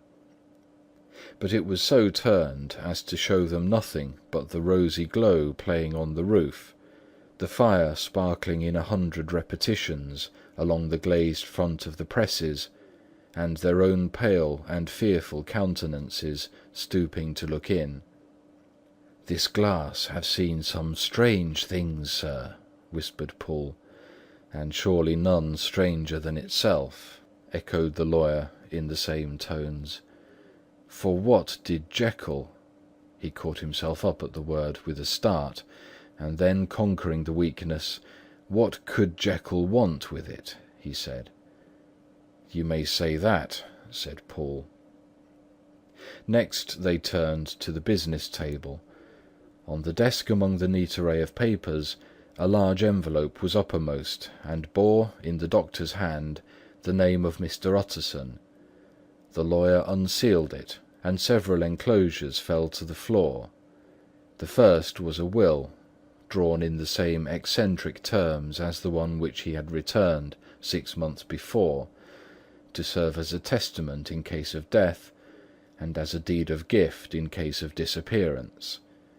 But in place of the name of Edward Hyde, the lawyer, with indescribable amazement, read the name of Gabriel John Utterson. He looked at Poole, and then back at the paper, and last of all at the dead malefactor, stretched upon the carpet. "My head goes round," he said. "He has been all these days in possession. He had no cause to like me. He must have raged to see himself displaced, and he has not destroyed this document." He caught up the next paper. It was a brief note in the doctor's hand, and dated at the top. "Oh, Paul!" the lawyer cried. "He was alive and here this day. He cannot have been disposed of in so short a space. He must be still alive. He must have fled. And then, why fled? And how? And in that case, can we venture to declare this suicide? Oh, we must be careful. I foresee that we may yet involve your master in some dire catastrophe." "Why don't you read it, sir?" said Paul.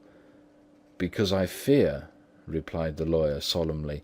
"God grant that I have no cause for it." And with that he brought the paper to his eyes and read as follows: "My dear Utterson, when this shall fall into your hands, I shall have disappeared. Under what circumstances I have not the penetration to foresee, but my instinct and all the circumstances of my nameless situation tell me that the end is sure and must be early. Go then, and first read the narrative which Lanyon warned me he was to place in your hands, and if you care to hear more, turn to the confession of your unworthy and unhappy friend, Henry Jekyll." "There was a third enclosure?" asked Utterson. "Here, sir," said Paul, and gave into his hands a considerable packet, sealed in several places. The lawyer put it into his pocket. "I would say nothing of this paper. If your master has fled or is dead, we may at least save his credit. It is now 10. I must go home and read these documents in quiet, but I shall be back before midnight, when we shall send for the police." They went out, locking the door of the theatre behind them, and Utterson, once more leaving the servants gathered about the fire in the hall, trudged back to his office to read the two narratives in which this mystery was now to be explained. Chapter 9. Dr. Lanyon's Narrative. On the 9th of January, now 4 days ago, I received by the evening delivery a registered envelope, addressed in the hand of my colleague and old school companion, Henry Jekyll.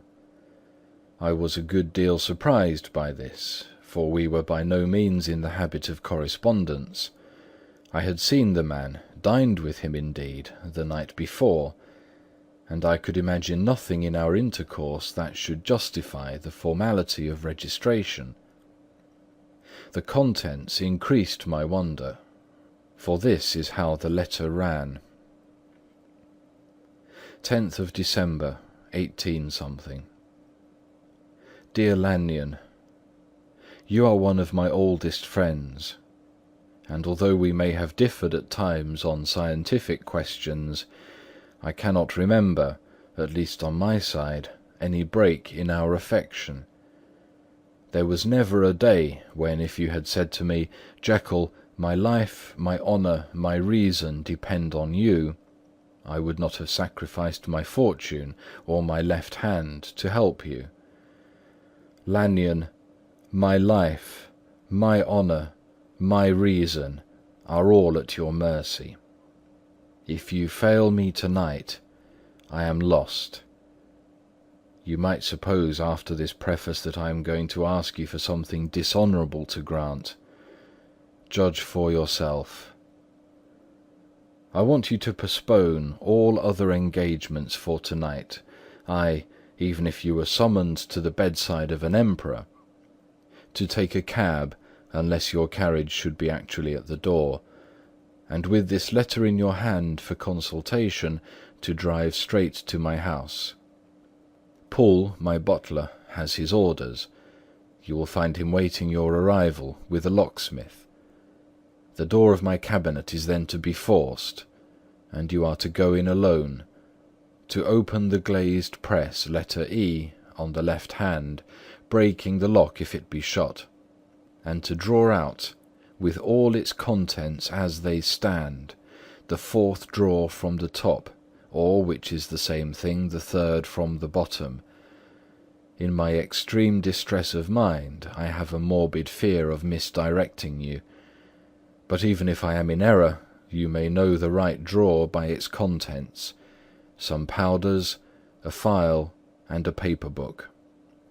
The drawer I beg of you to carry back with you to Cavendish Square, exactly as it stands. This is the first part of the service. Now for the second. You should be back, if you set out at once on the receipt of this, long before midnight. But I will leave you that amount of margin, not only in the fear of one of those obstacles that can neither be prevented nor foreseen, but because an hour when your servants are in bed is to be preferred for what will then remain to do. At midnight, then, I will have to ask you to be alone in your consulting room, to admit with your own hand into the house a man who will present himself in my name, and to place in his hands the drawer that you will have brought with you from my cabinet. Then you will have played your part, and earned my gratitude completely. 5 minutes afterwards, if you insist upon an explanation, you will have understood that these arrangements are of capital importance, and that by the neglect of one of them, fantastic as they must appear, you might have charged your conscience with my death, or the shipwreck of my reason. Confident as I am that you will not trifle with this appeal, my heart sinks and my hand trembles at the bare thought of such a possibility. Think of me at this hour, in a strange place, labouring under a blackness of distress that no fancy can exaggerate, and yet well aware that, if you will but punctually serve me, my troubles will roll away like a story that is told. Serve me, my dear Lanyon, and save your friend H.J. P.S. I had already sealed this up when a fresh terror struck my soul. It is possible that the post office may fail me, and this letter not come into your hands until to-morrow morning. In that case, dear Lanyon, do my errand when it shall be most convenient for you, in the course of the day, and once more expect my messenger at midnight. It may then already be too late, and if that night passes without event, you will know that you have seen the last of Henry Jekyll. Upon the reading of this letter, I made sure my colleague was insane, but till that was proved beyond the possibility of doubt, I felt bound to do as he requested. The less I understood of this farrago, the less I was in a position to judge of its importance, and an appeal so worded could not be set aside without a grave responsibility. I rose accordingly from table, got into a hansom, and drove straight to Jekyll's house. The butler was awaiting my arrival. He had received by the same post as mine a registered letter of instruction, and had sent at once for the locksmith and a carpenter.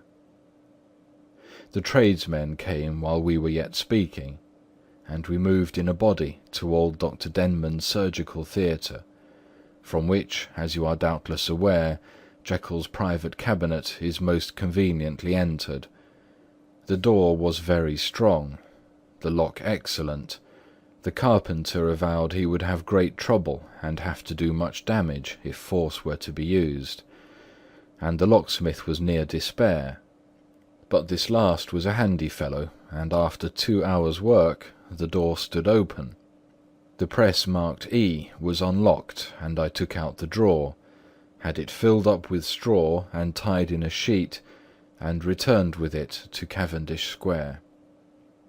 Here I proceeded to examine its contents. The powders were neatly enough made up, but not with the nicety of the dispensing chemist. so that it was plain they were of Jekyll's private manufacture, and when I opened one of the wrappers, I found what seemed to me a simple crystalline salt of a white colour.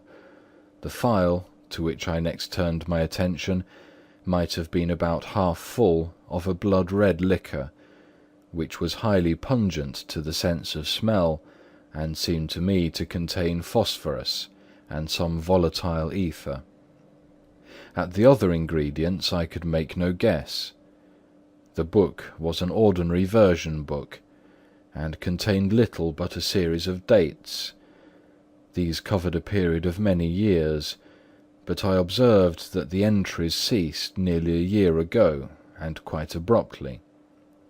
Here and there a brief remark was appended to a date, usually no more than a single word, double occurring perhaps 6 times in a total of several hundred entries, and once very early in the list and followed by several marks of exclamation, total failure. All this, though it whetted my curiosity, told me little that was definite.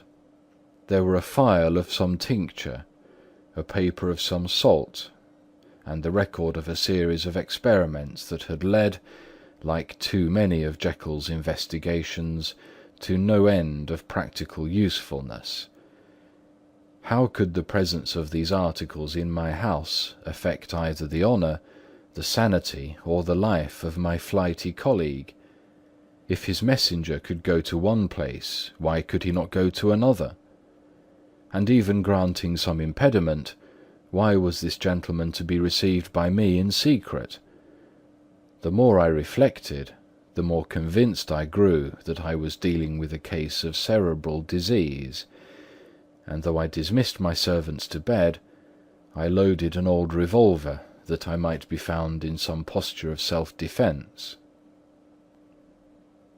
12 o'clock had scarce rung out over London, ere the knocker sounded very gently on the door. I went myself at the summons, and found a small man crouching against the pillars of the portico. "Are you come from Dr. Jekyll?" I asked. He told me yes, by a constrained gesture, and when I had bidden him enter, he did not obey me without a searching backward glance into the darkness of the square. There was a policeman not far off, advancing with his bull's-eye open, and at the sight I thought my visitor started and made greater haste. These particulars struck me, I confess, disagreeably, and as I followed him into the bright light of the consulting-room, I kept my hand ready on my weapon. Here at last I had a chance of clearly seeing him. I had never set eyes on him before, so much was certain. He was small, as I have said.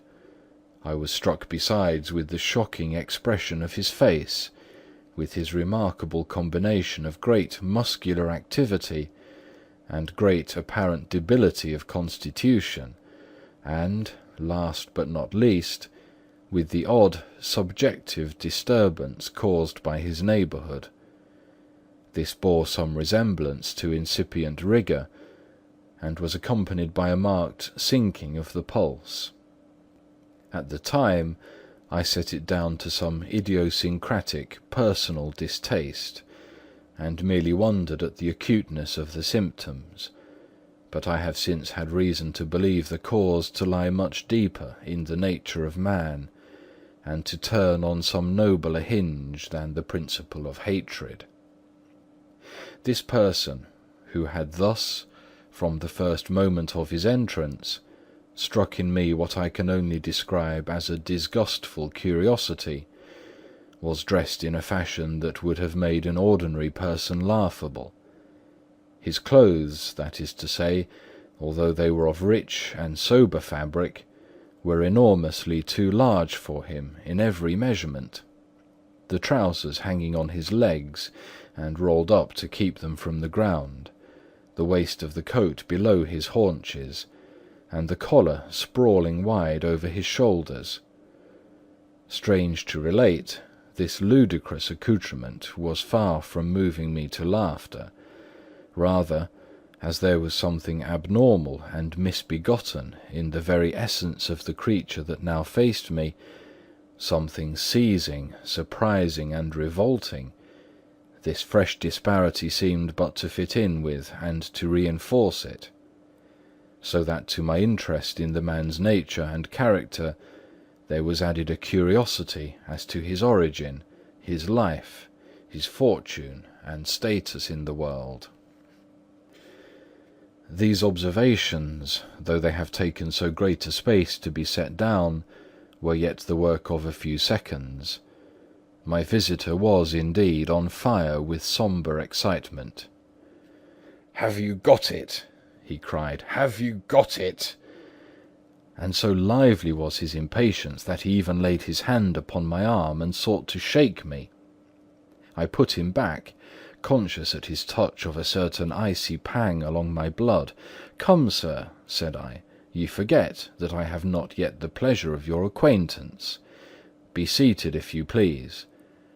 And I showed him an example, and sat down myself in my customary seat, and with as fair an imitation of my ordinary manner to a patient, as the lateness of the house, the nature of my preoccupations, and the horror I had of my visitor would suffer me to muster. "I beg your pardon, Dr. Lanyon," he replied civilly enough. "What you say is very well founded, and my impatience has shown its heels to my politeness. I come here at the instance of your colleague, Dr. Henry Jekyll, on a piece of business of some moment, and I understood—" He paused and put his hand to his throat, and I could see, in spite of his collected manner, that he was wrestling against the approaches of the hysteria. "I understood a drawer—" But here I took pity on my visitor's suspense, and some perhaps on my own growing curiosity. "There it is, sir," said I, pointing to the drawer, where it lay on the floor behind a table, and still covered with the sheet. He sprang to it, and then paused, and laid his hand upon his heart.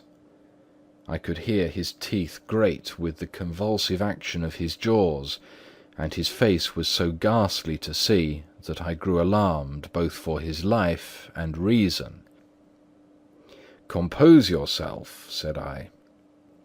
He turned a dreadful smile to me, and as if with the decision of despair, plucked away the sheet. At sight of the contents he uttered one loud sob of such immense relief that I sat petrified, and the next moment, in a voice that was already fairly well under control, "Have you a graduated glass?" he asked. I rose from my place with something of an effort, and gave him what he asked. He thanked me with a smiling nod, measured out a few minims of the red tincture, and added one of the powders.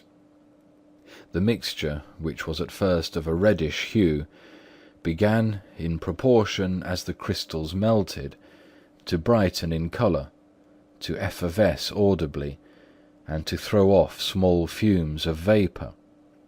Suddenly, and at the same moment, the ebullition ceased, and the compound changed to a dark purple, which faded again more slowly to a watery green.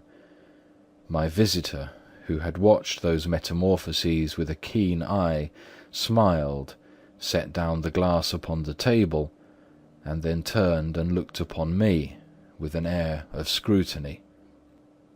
"And now," said he, "to settle what remains. Will you be wise? Will you be guided? Will you suffer me to take this glass in my hand, and to go forth from your house without further parley? Or has the greed of curiosity too much command of you? Think before you answer, for it shall be done as you decide. As you decide, you shall be left as you were before, and neither richer nor wiser, unless the sense of service rendered to a man in mortal distress may be counted as a kind of riches of the soul.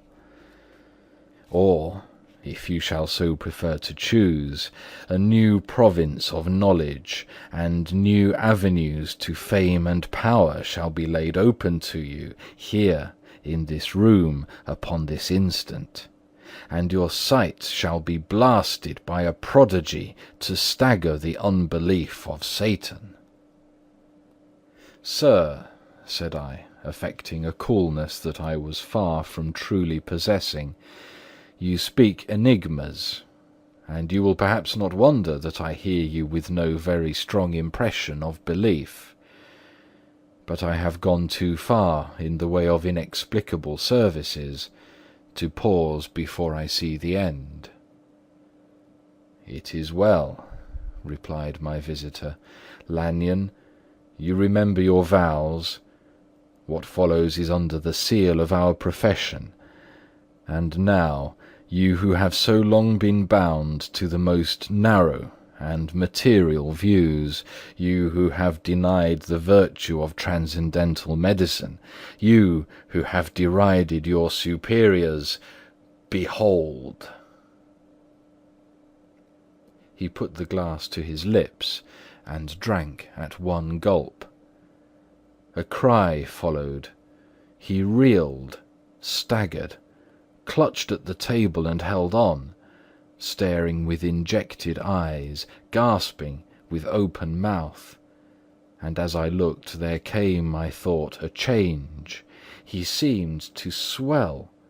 His face became suddenly black, and the features seemed to melt and alter. And the next moment I had sprung to my feet and leaped back against the wall, my arm raised to shield me from that prodigy, my mind submerged in terror. "O God!" I screamed, and "O God!" again and again, for there, before my eyes, pale and shaken and half fainting, and groping before him with his hands like a man restored from death, there stood Henry Jekyll. What he told me in the next hour, I cannot bring my mind to set on paper. I saw what I saw, I heard what I heard, and my soul sickened at it. And yet now, when that sight is faded from my eyes, I ask myself if I believe it, and I cannot answer. My life is shaken to its roots. Sleep has left me. The deadliest terror sits by me at all hours of the day and night. I feel that my days are numbered, and that I must die. And yet I shall die incredulous. As for the moral turpitude that man unveiled to me, even with tears of penitence, I cannot, even in memory, dwell on it without a start of horror. I will say but one thing, Utterson, and that, if you can bring your mind to credit it, will be more than enough. The creature who crept into my house that night was, on Jekyll's own confession, known by the name of Hyde, and hunted for in every corner of the land as the murderer of Carew. End of chapter 9.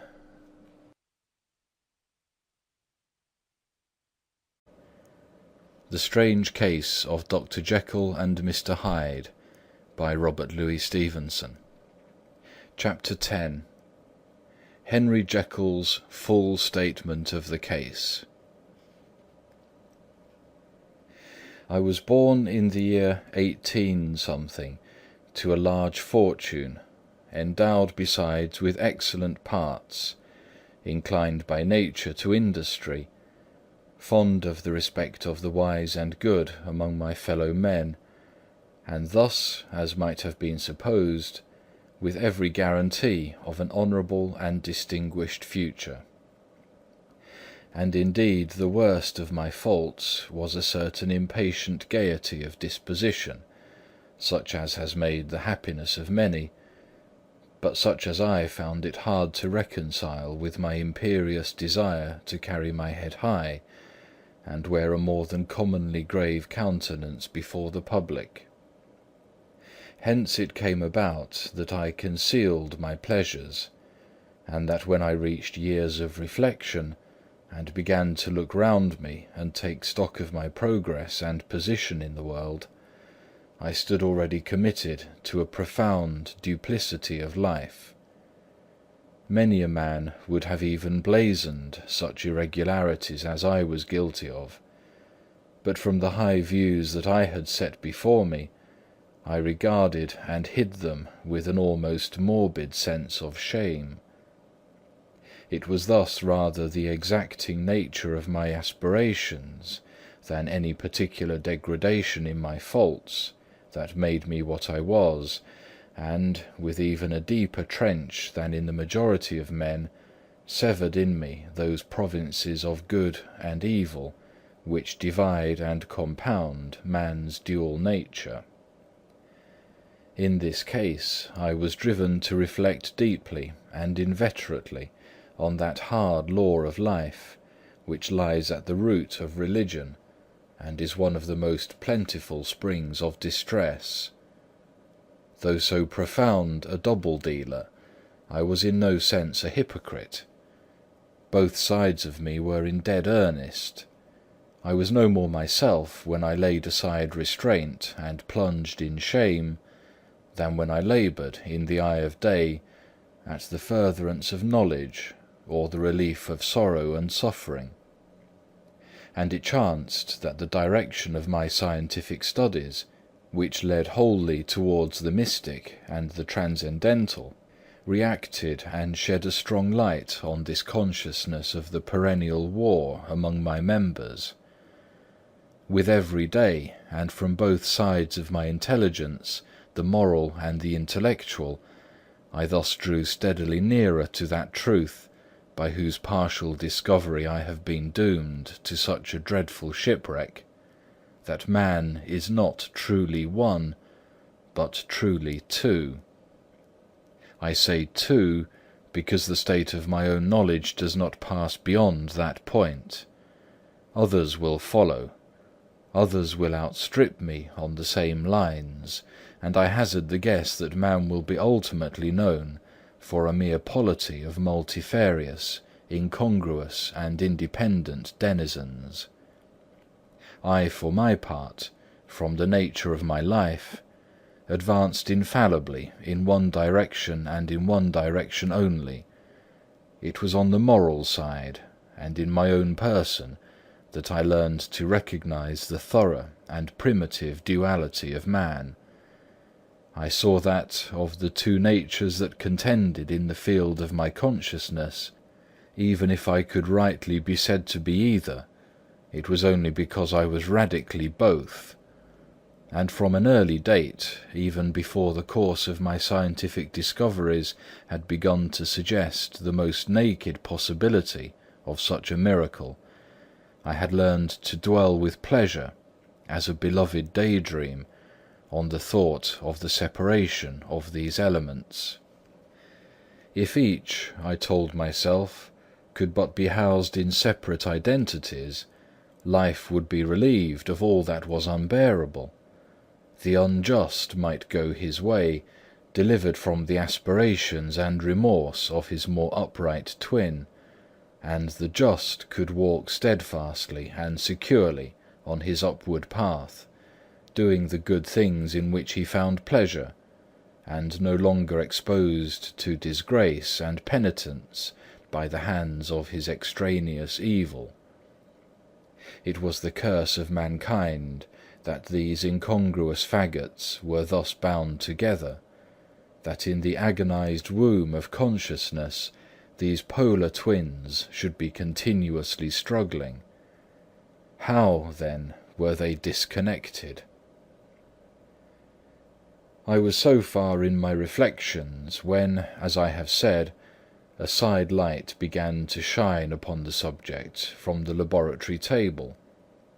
I began to perceive more deeply than it has ever yet been stated the trembling immateriality, the mist-like transience of this seemingly so solid body in which we walk attired.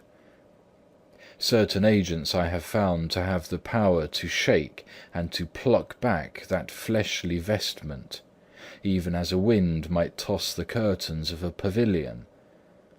For two good reasons I will not enter deeply into this scientific branch of my confession.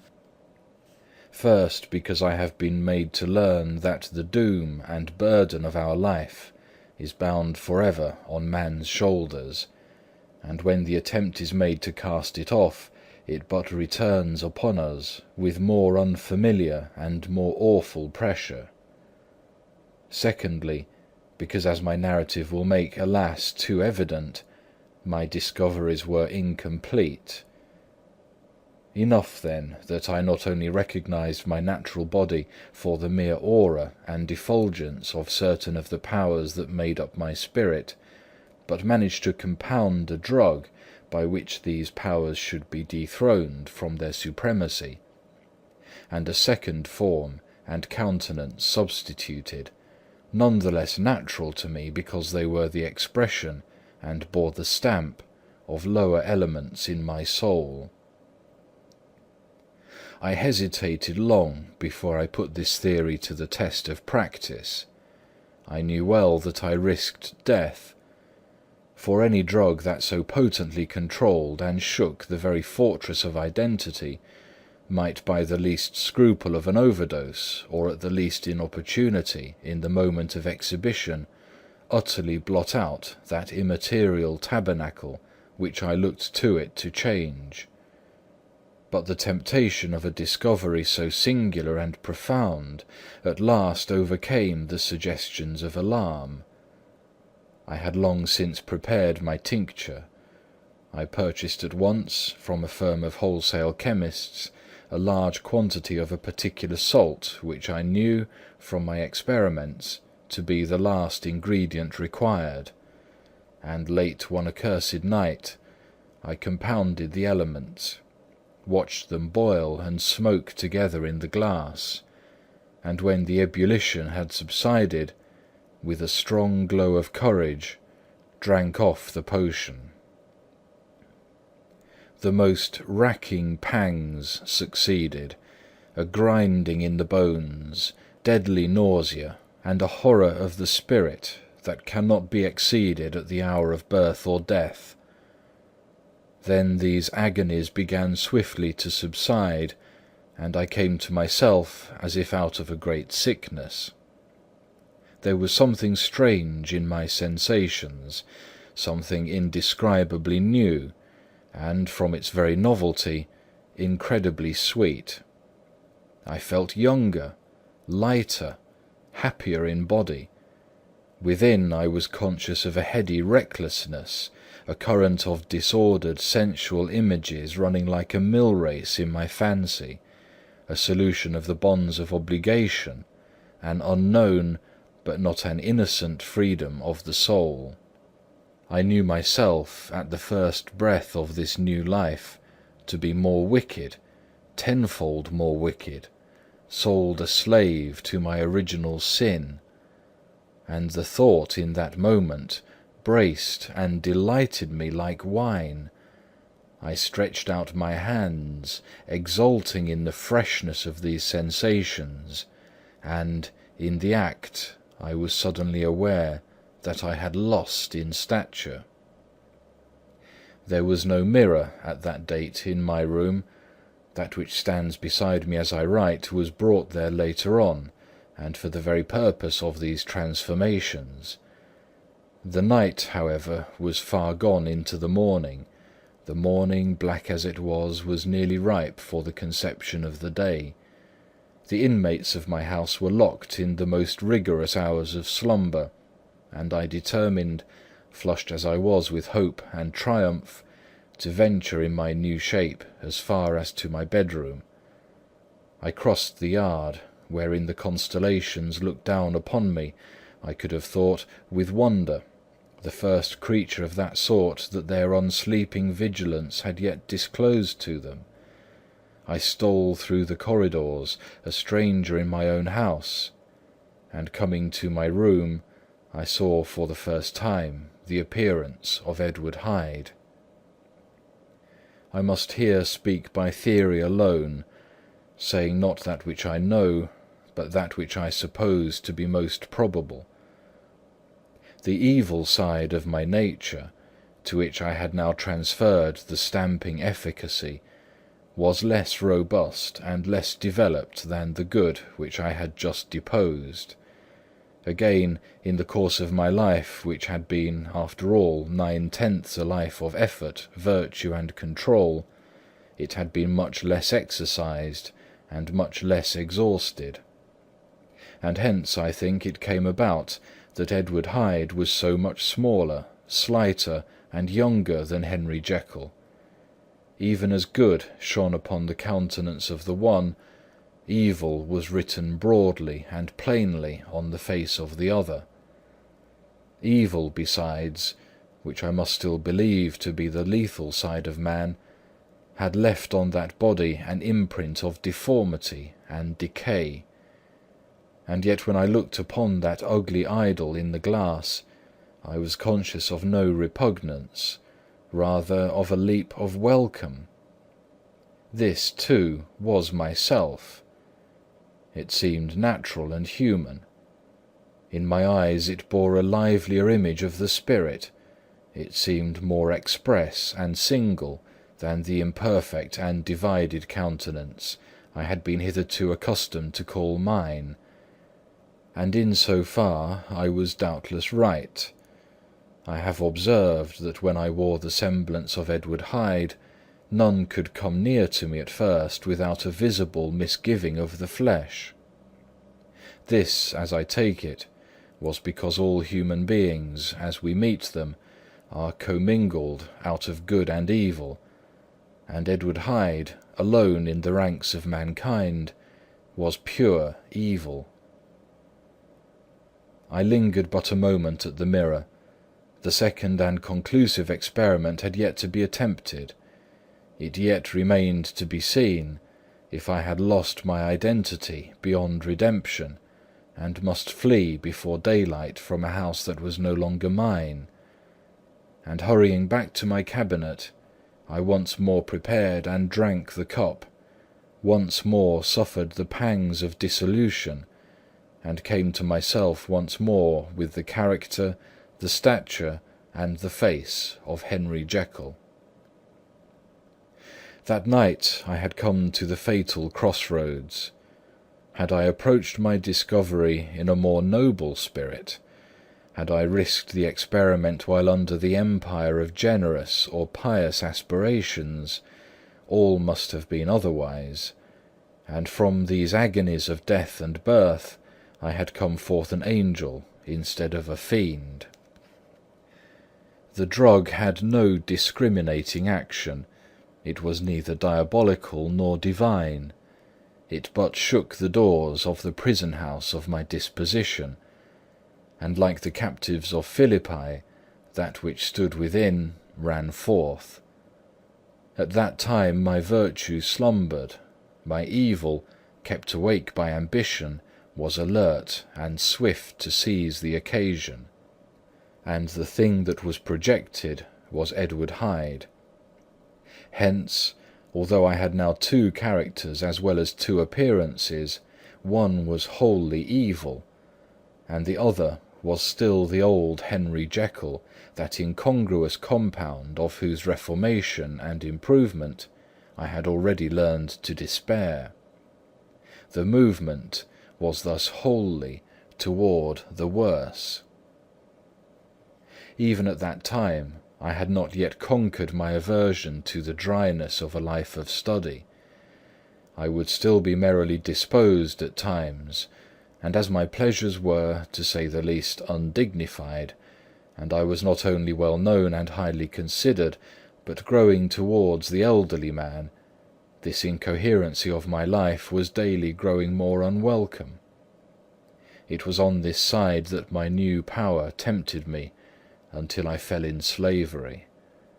I had but to drink the cup, to doff at once the body of the noted professor, and to assume, like a thick cloak, that of Edward Hyde.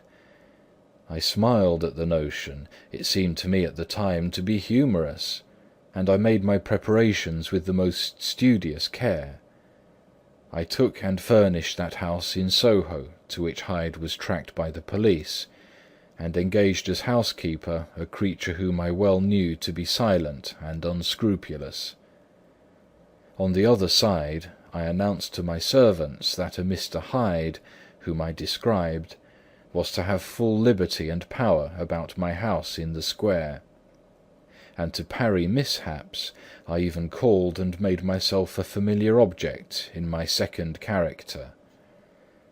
I next drew up that will to which you so much objected, so that if anything befell me in the person of Dr. Jekyll, I could enter on that of Edward Hyde without pecuniary loss. And thus fortified, as I supposed, on every side, I began to profit by the strange immunities of my position. Men have before hired bravos to transact their crimes, while their own person and reputation sat under shelter. I was the first that ever did so for his pleasures. I was the first that could thus plod in the public eye with a load of genial respectability, and in a moment, like a schoolboy, strip off these lendings and spring headlong into the sea of liberty. But for me, in my impenetrable mantle, the safety was complete. Think of it, I did not even exist. Let me but escape into my laboratory door, give me but a second or two to mix and swallow the draught that I had always standing ready, and whatever he had done, Edward Hyde would pass away like the stain of breath upon a mirror, and there in his stead, quietly at home, trimming the midnight lamp in his study, a man who could afford to laugh at suspicion, would be Henry Jekyll. The pleasures which I made haste to seek in my disguise were, as I have said, undignified. I would scarce use a harder term. But in the hands of Edward Hyde, they soon began to turn towards the monstrous. When I would come back from these excursions, I was often plunged into a kind of wonder at my vicarious depravity.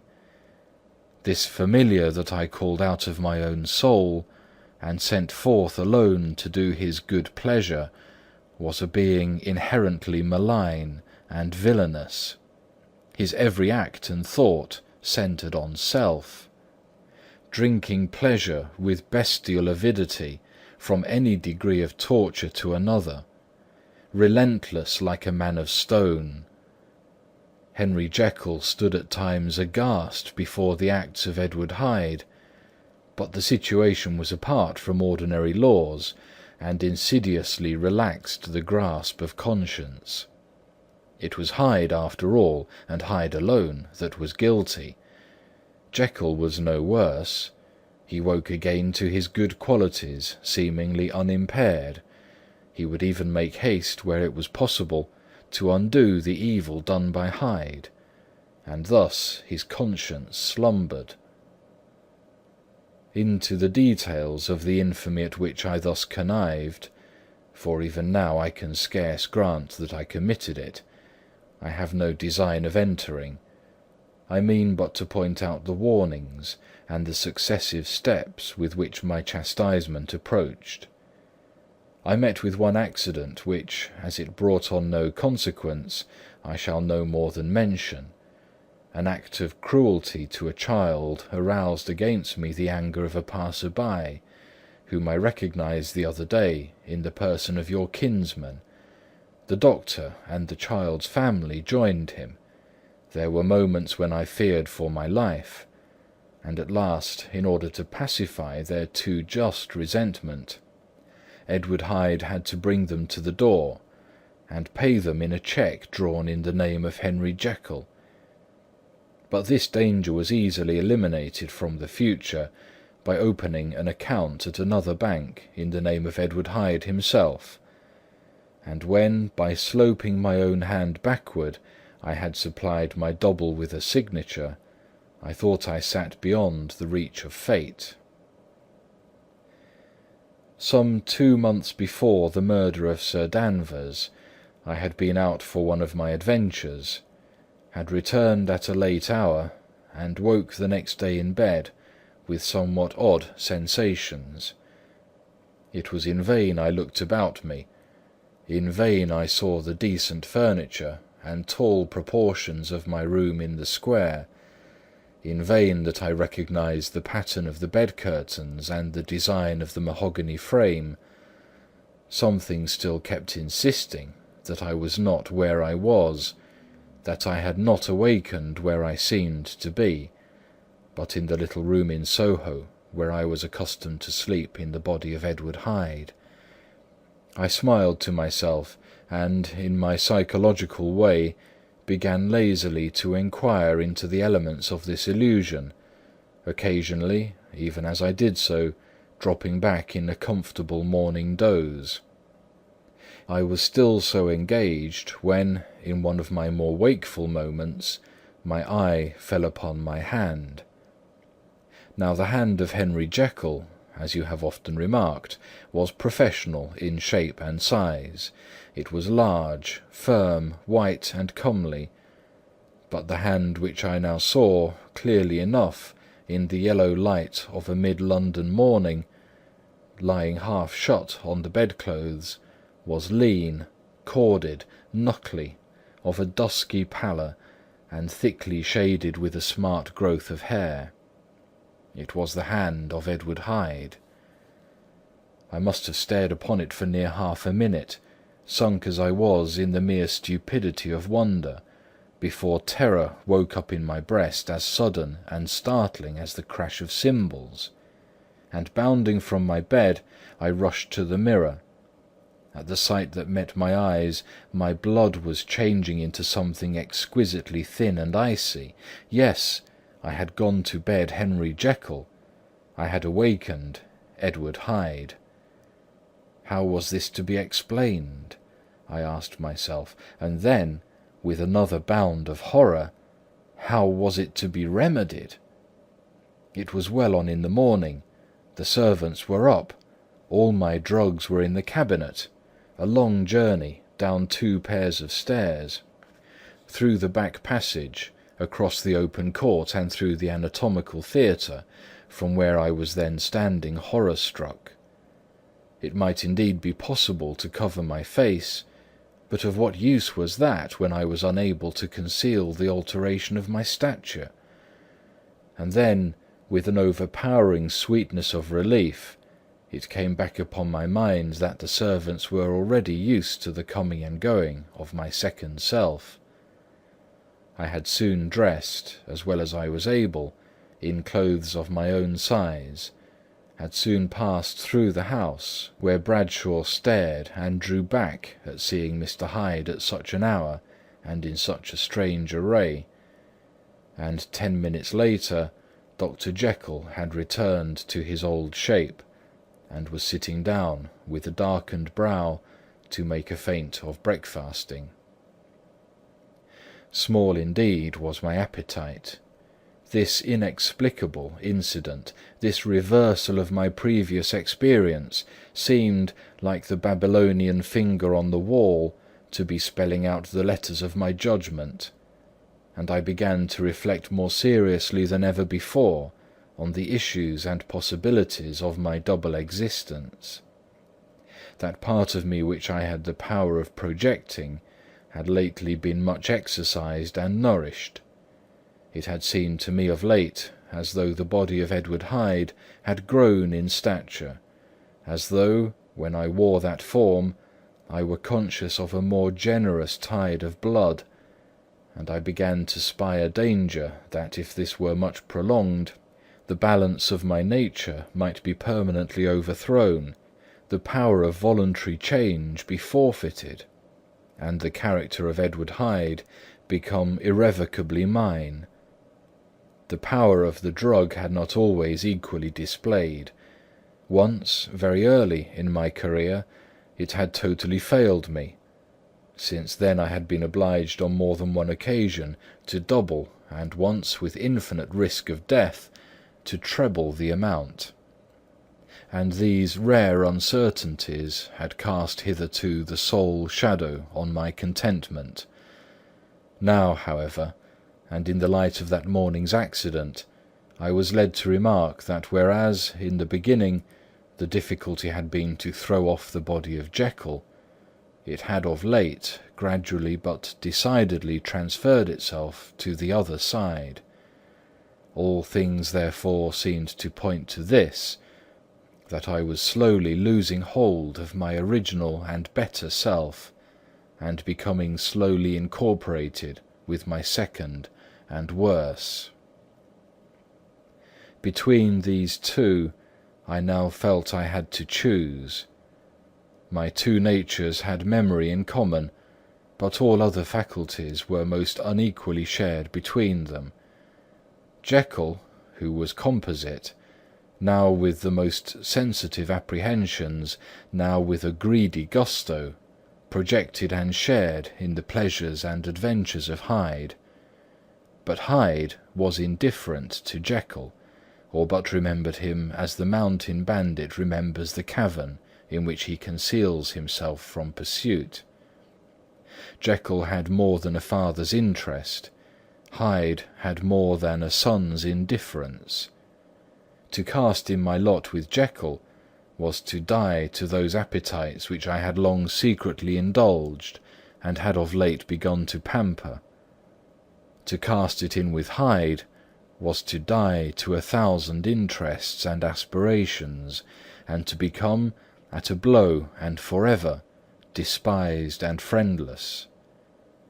The bargain might appear unequal, but there was still another consideration in the scales, for while Jekyll would suffer smartingly in the fires of abstinence, Hyde would be not even conscious of all that he had lost.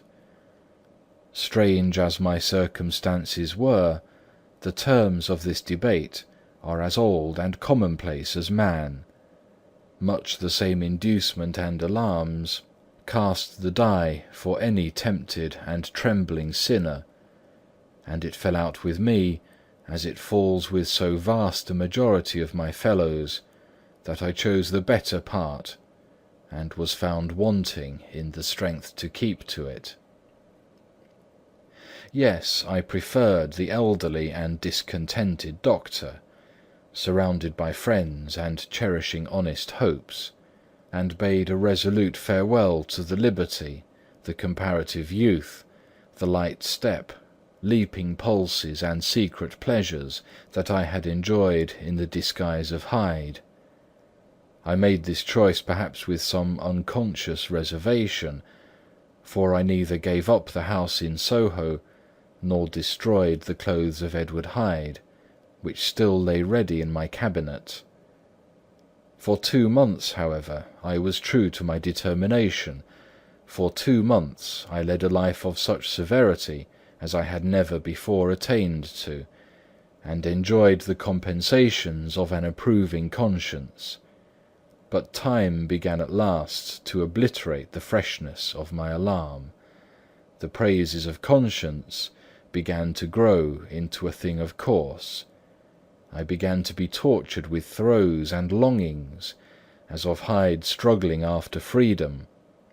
And at last, in an hour of moral weakness, I once again compounded and swallowed the transforming draught. I do not suppose that, when a drunkard reasons with himself upon his vice, he is once out of 500 times affected by the dangers that he runs through his brutish, physical insensibility. Neither had I, long as I had considered my position, made enough allowance for the complete moral insensibility and insensate readiness to evil, which were the leading characters of Edward Hyde. Yet it was by these that I was punished. My devil had been long caged. He came out roaring. I was conscious, even when I took the draught, of a more unbridled, a more furious propensity to ill. It must have been this, I suppose, that stirred in my soul that tempest of impatience with which I listened to the civilities of my unhappy victim. I declare, at least before God, no man morally sane could have been guilty of that crime upon so pitiful a provocation, and that I struck in no more reasonable spirit than that in which a sick child may break a plaything. But I had voluntarily stripped myself of all those balancing instincts by which even the worst of us continues to walk with some degree of steadiness among temptations, and in my case to be tempted, however slightly, was to fall. Instantly the spirit of hell awoke in me and raged. With a transport of glee I mauled the unresisting body, tasting delight from every blow, and it was not till weariness had begun to succeed that I was suddenly, in the top fit of my delirium, struck through the heart by a cold thrill of terror.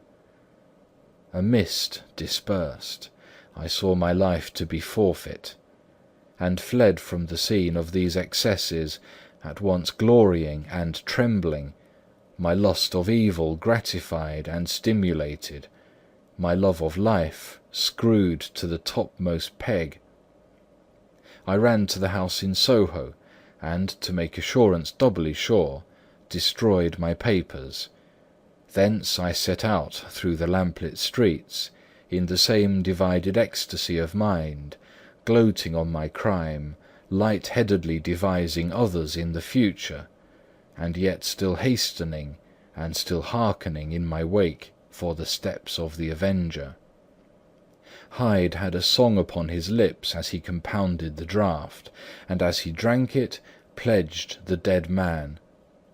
The pangs of transformation had not done tearing him before Henry Jekyll, with streaming tears of gratitude and remorse, had fallen upon his knees and lifted his clasped hands to God.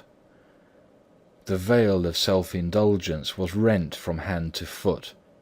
I saw my life as a whole. I followed it up from the days of childhood, when I had walked with my father's hand, and through the self-denying toils of my professional life, to arrive again and again, with the same sense of unreality, at the damned horrors of the evening. I could have screamed aloud. I sought with tears and prayers to smother down the crowd of hideous images and sounds with which my memory swarmed against me, and still, between the petitions, the ugly face of my iniquity stared into my soul. As the acuteness of this remorse began to die away, it was succeeded by a sense of joy. The problem of my conduct was solved. Hyde was thenceforth impossible. Whether I would or not, I was now confined to the better part of my existence, and oh, how I rejoiced to think it! With what willing humility I embraced anew the restrictions of natural life! With what sincere renunciation I locked the door by which I had so often gone and come, and ground the key under my heel. The next day came the news that the murder had been overlooked, that the guilt of Hyde was patent to the world, and that the victim was a man high in public estimation. It was not only a crime, it had been a tragic folly. I think I was glad to know it. I think I was glad to have my better impulses thus buttressed and guarded by the terrors of the scaffold. Jekyll was now my city of refuge. Let but Hyde peep out an instant, and the hands of all men would be raised to take and slay him. I resolved in my future conduct to redeem the past, and I can say with honesty that my resolve was fruitful of some good. You know yourself how earnestly in the last months of last year I laboured to relieve suffering. You know that much was done for others, and that the days passed quietly, almost happily for myself. Nor can I truly say that I wearied of this beneficent and innocent life. I think instead that I daily enjoyed it more completely, but I was still cursed with my duality of purpose. And as the first edge of my penitence wore off, the lower side of me, so long indulged, so recently chained down, began to growl for license. Not that I dreamed of resuscitating Hyde. The bare idea of that would startle me to frenzy. No, it was in my own person that I was once more tempted to trifle with my conscience, and it was as an ordinary secret sinner that I at last fell before the assaults of temptation. There comes an end to all things. The most capacious measure is filled at last, and this brief condescension to my evil finally destroyed the balance of my soul. And yet I was not alarmed. The fall seemed natural, like a return to the old days before I had made my discovery. It was a fine, clear January day, wet underfoot where the frost had melted, but cloudless overhead, and the Regent's Park was full of winter chirrupings and sweet with spring odours. I sat in the sun on a bench, the animal within me licking the chops of memory, the spiritual side a little drowsed, promising subsequent penitence, but not yet moved to begin. After all, I reflected I was like my neighbours, and then I smiled, comparing myself with other men, comparing my active goodwill with the lazy cruelty of their neglect.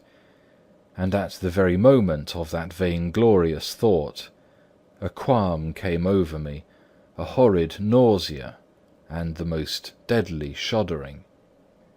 These passed away and left me faint, and then, as in its turn the faintness subsided, I began to be aware of a change in the temper of my thoughts, a greater boldness, a contempt of danger, a solution of the bonds of obligation. I looked down. My clothes hung formlessly on my shrunken limbs.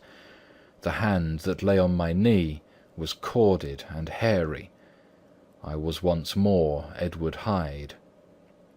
A moment before I had been safe of all men's respect, wealthy, beloved, the cloth laying for me on the dining-room at home, and now I was the common quarry of mankind, hunted, houseless, a known murderer, thrall to the gallows. My reason wavered, but it did not fail me utterly. I have more than once observed that in my second character my faculties seemed sharpened to a point, and my spirits more tensely elastic. Thus it came about that, where Jekyll perhaps might have succumbed, Hyde rose to the importance of the moment. My drugs were in one of the presses of my cabinet. How was I to reach them? That was the problem that, crushing my temples in my hands, I set myself to solve. The laboratory door I had closed. If I sought to enter by the house, my own servants would consign me to the gallows. I saw I must employ another hand, and thought of Lanyon. How was he to be reached? How persuaded? Supposing that I escaped capture in the streets, how was I to make my way into his presence? And how should I, an unknown and displeasing visitor, prevail on the famous physician to rifle the study of his colleague, Dr. Jekyll? Then I remembered that of my original character one part remained to me. I could write my own hand. And once I had conceived that kindling spark, the way that I must follow became lighted up from end to end. Thereupon I arranged my clothes as best I could, and summoning a passing hansom, drove to an hotel in Portland Street, the name of which I chanced to remember. At my appearance, which was indeed comical enough, however tragic a fate these garments covered, the driver could not conceal his mirth. I gnashed my teeth upon him with a gust of devilish fury, and the smile withered from his face, happily for him, yet more happily for myself, for in another instant I had certainly dragged him from his perch. At the inn, as I entered, I looked about me with so black a countenance as to make the attendants tremble. Not a look did they exchange in my presence, but obsequiously took my orders, led me to a private room, and brought me wherewithal to write.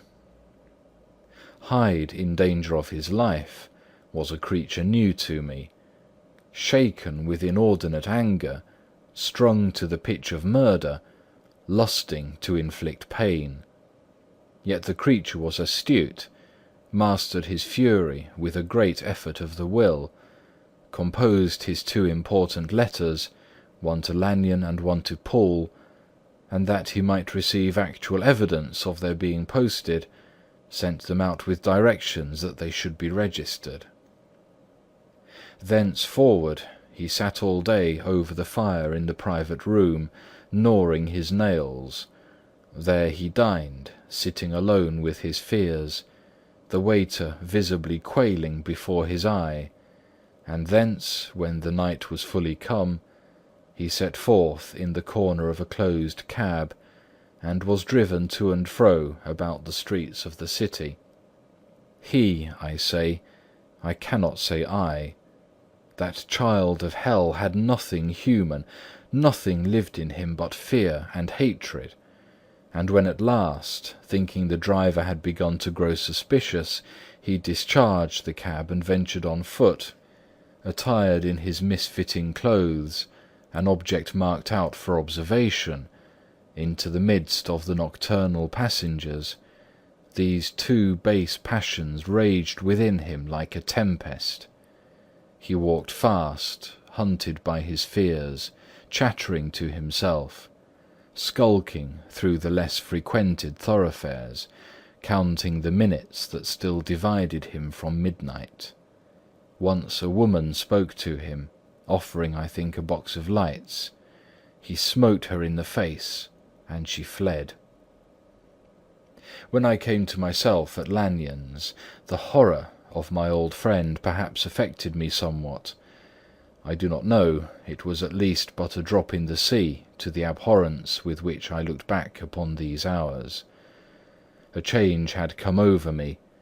It was no longer the fear of the gallows, it was the horror of being Hyde that racked me. I received Lanyon's condemnation partly in a dream. It was partly in a dream that I came home to my own house and got into bed. I slept after the prostration of the day, with a stringent and profound slumber, which not even the nightmares that wrung me could avail to break. I awoke in the morning shaken, weakened but refreshed. I still hated and feared the thought of the brute that slept within me, and I had not of course forgotten the appalling dangers of the day before. But I was once more at home, in my own house and close to my drugs, and gratitude for my escape shone so strong in my soul that it almost rivalled the brightness of hope. I was stepping leisurely across the court after breakfast, drinking the chill of the air with pleasure, when I was seized again with those indescribable sensations that heralded the change, and I had but the time to gain the shelter of my cabinet before I was once again raging and freezing with the passions of Hyde. It took on this occasion a double dose to recall me to myself, and alas, 6 hours after, as I sat looking sadly in the fire, the pangs returned, and the drug had to be re-administered. In short, from that day forth, It seemed only by a great effort, as of gymnastics, and only under the immediate stimulation of the drug, that I was able to wear the countenance of Jekyll. At all hours of the day and night, I would be taken with the premonitory shudder. Above all, if I slept, or even dozed for a moment in my chair, it was always as Hyde that I awakened. Under the strain of this continually impending doom, and by the sleeplessness to which I now condemned myself, even beyond what I had thought possible to man, I became, in my own person, a creature eaten up and emptied by fever, languidly weak both in body and mind, and solely occupied by one thought, the horror of my other self. But when I slept, or when the virtue of the medicine wore off, I would leap almost without transition, for the pangs of transformation grew daily less marked, into the possession of a fancy brimming with images of terror, a soul boiling with causeless hatreds, and a body that seemed not strong enough to contain the raging energies of life. The powers of Hyde seemed to have grown with the sickliness of Jekyll, and certainly the hate that now divided them was equal on each side. With Jekyll it was a thing of vital instinct. He had now seen the full deformity of that creature that shared with him some of the phenomena of consciousness, and was co-heir with him to death. And beyond these links of community, which in themselves made the most poignant part of his distress, he thought of Hyde, for all his energies of life, as of something not only hellish, but inorganic. This was the shocking thing, that the slime of the pit seemed to utter cries and voices, that the amorphous dust gesticulated and sinned, that what was dead and had no shape would usurp the offices of life, and this again, that insurgent horror was knit to him closer than a wife, closer than an eye, lay caged in his flesh, where he heard it mutter and felt it struggle to be born, and at every hour of weakness, and in the confidence of slumber, prevailed against him and deposed him out of life. The hatred of Hyde for Jekyll was of a different order. His terror of the gallows drove him continually to commit temporary suicide, and return to his subordinate station of a part instead of a person. But he loathed the necessity, he loathed the despondency into which Jekyll was now fallen, and he resented the dislike with which he was himself regarded. Hence the ape-like tricks that he would play me, scrawling in my own hand blasphemies on the pages of my books, burning the letters and destroying the portrait of my father. And indeed, had it not been for his fear of death, he would long ago have ruined himself in order to involve me in the ruin. But his love of life is wonderful. I go further. I, who sicken and freeze at the mere thought of him, when I recall the abjection and passion of this attachment, and when I know how he fears my power to cut him off by suicide, I find it in my heart to pity him. It is useless, and the time awfully fails me, to prolong this description. No one has ever suffered such torments, let that suffice. And yet even to these, habit brought, no, not alleviation, but a certain callousness of soul, a certain acquiescence of despair, and my punishment might have gone on for years, but for the last calamity which has now fallen, and which has finally severed me from my own face and nature. My provision of the salt, which had never been renewed since the date of the first experiment, began to run low. I sent out for a fresh supply, and mixed the draught. The ebullition followed, and the first change of colour, not the second. I drank it, and it was without efficacy. You will learn from Paul how I have had London ransacked. It was in vain, and I am now persuaded that my first supply was impure, and that it was that unknown impurity which lent efficacy to the draught. About a week has passed, and I am now finishing this statement under the influence of the last of the old powders. This, then, is the last time, short of a miracle, that Henry Jekyll can think his own thoughts, or see his own face, now how sadly altered, in the glass. Nor must I delay too long to bring my writing to an end, for if my narrative has hitherto escaped destruction, it has been by a combination of great prudence and great good luck. Should the throes of change take me in the act of writing it, Hyde will tear it in pieces. But if some time shall have elapsed after I have laid it by, his wonderful selfishness and circumscription to the moment will probably save it once again from the action of his ape-like spite. And indeed the doom that is closing on us both has already changed and crushed him.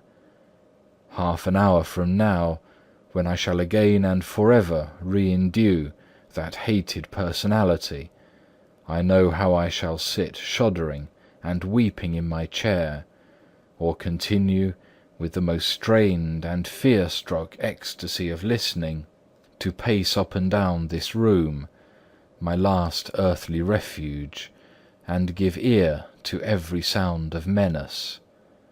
Will Hyde die upon the scaffold, or will he find the courage to release himself at the last moment? God knows. I am careless. This is my true hour of death, and what is to follow concerns another than myself.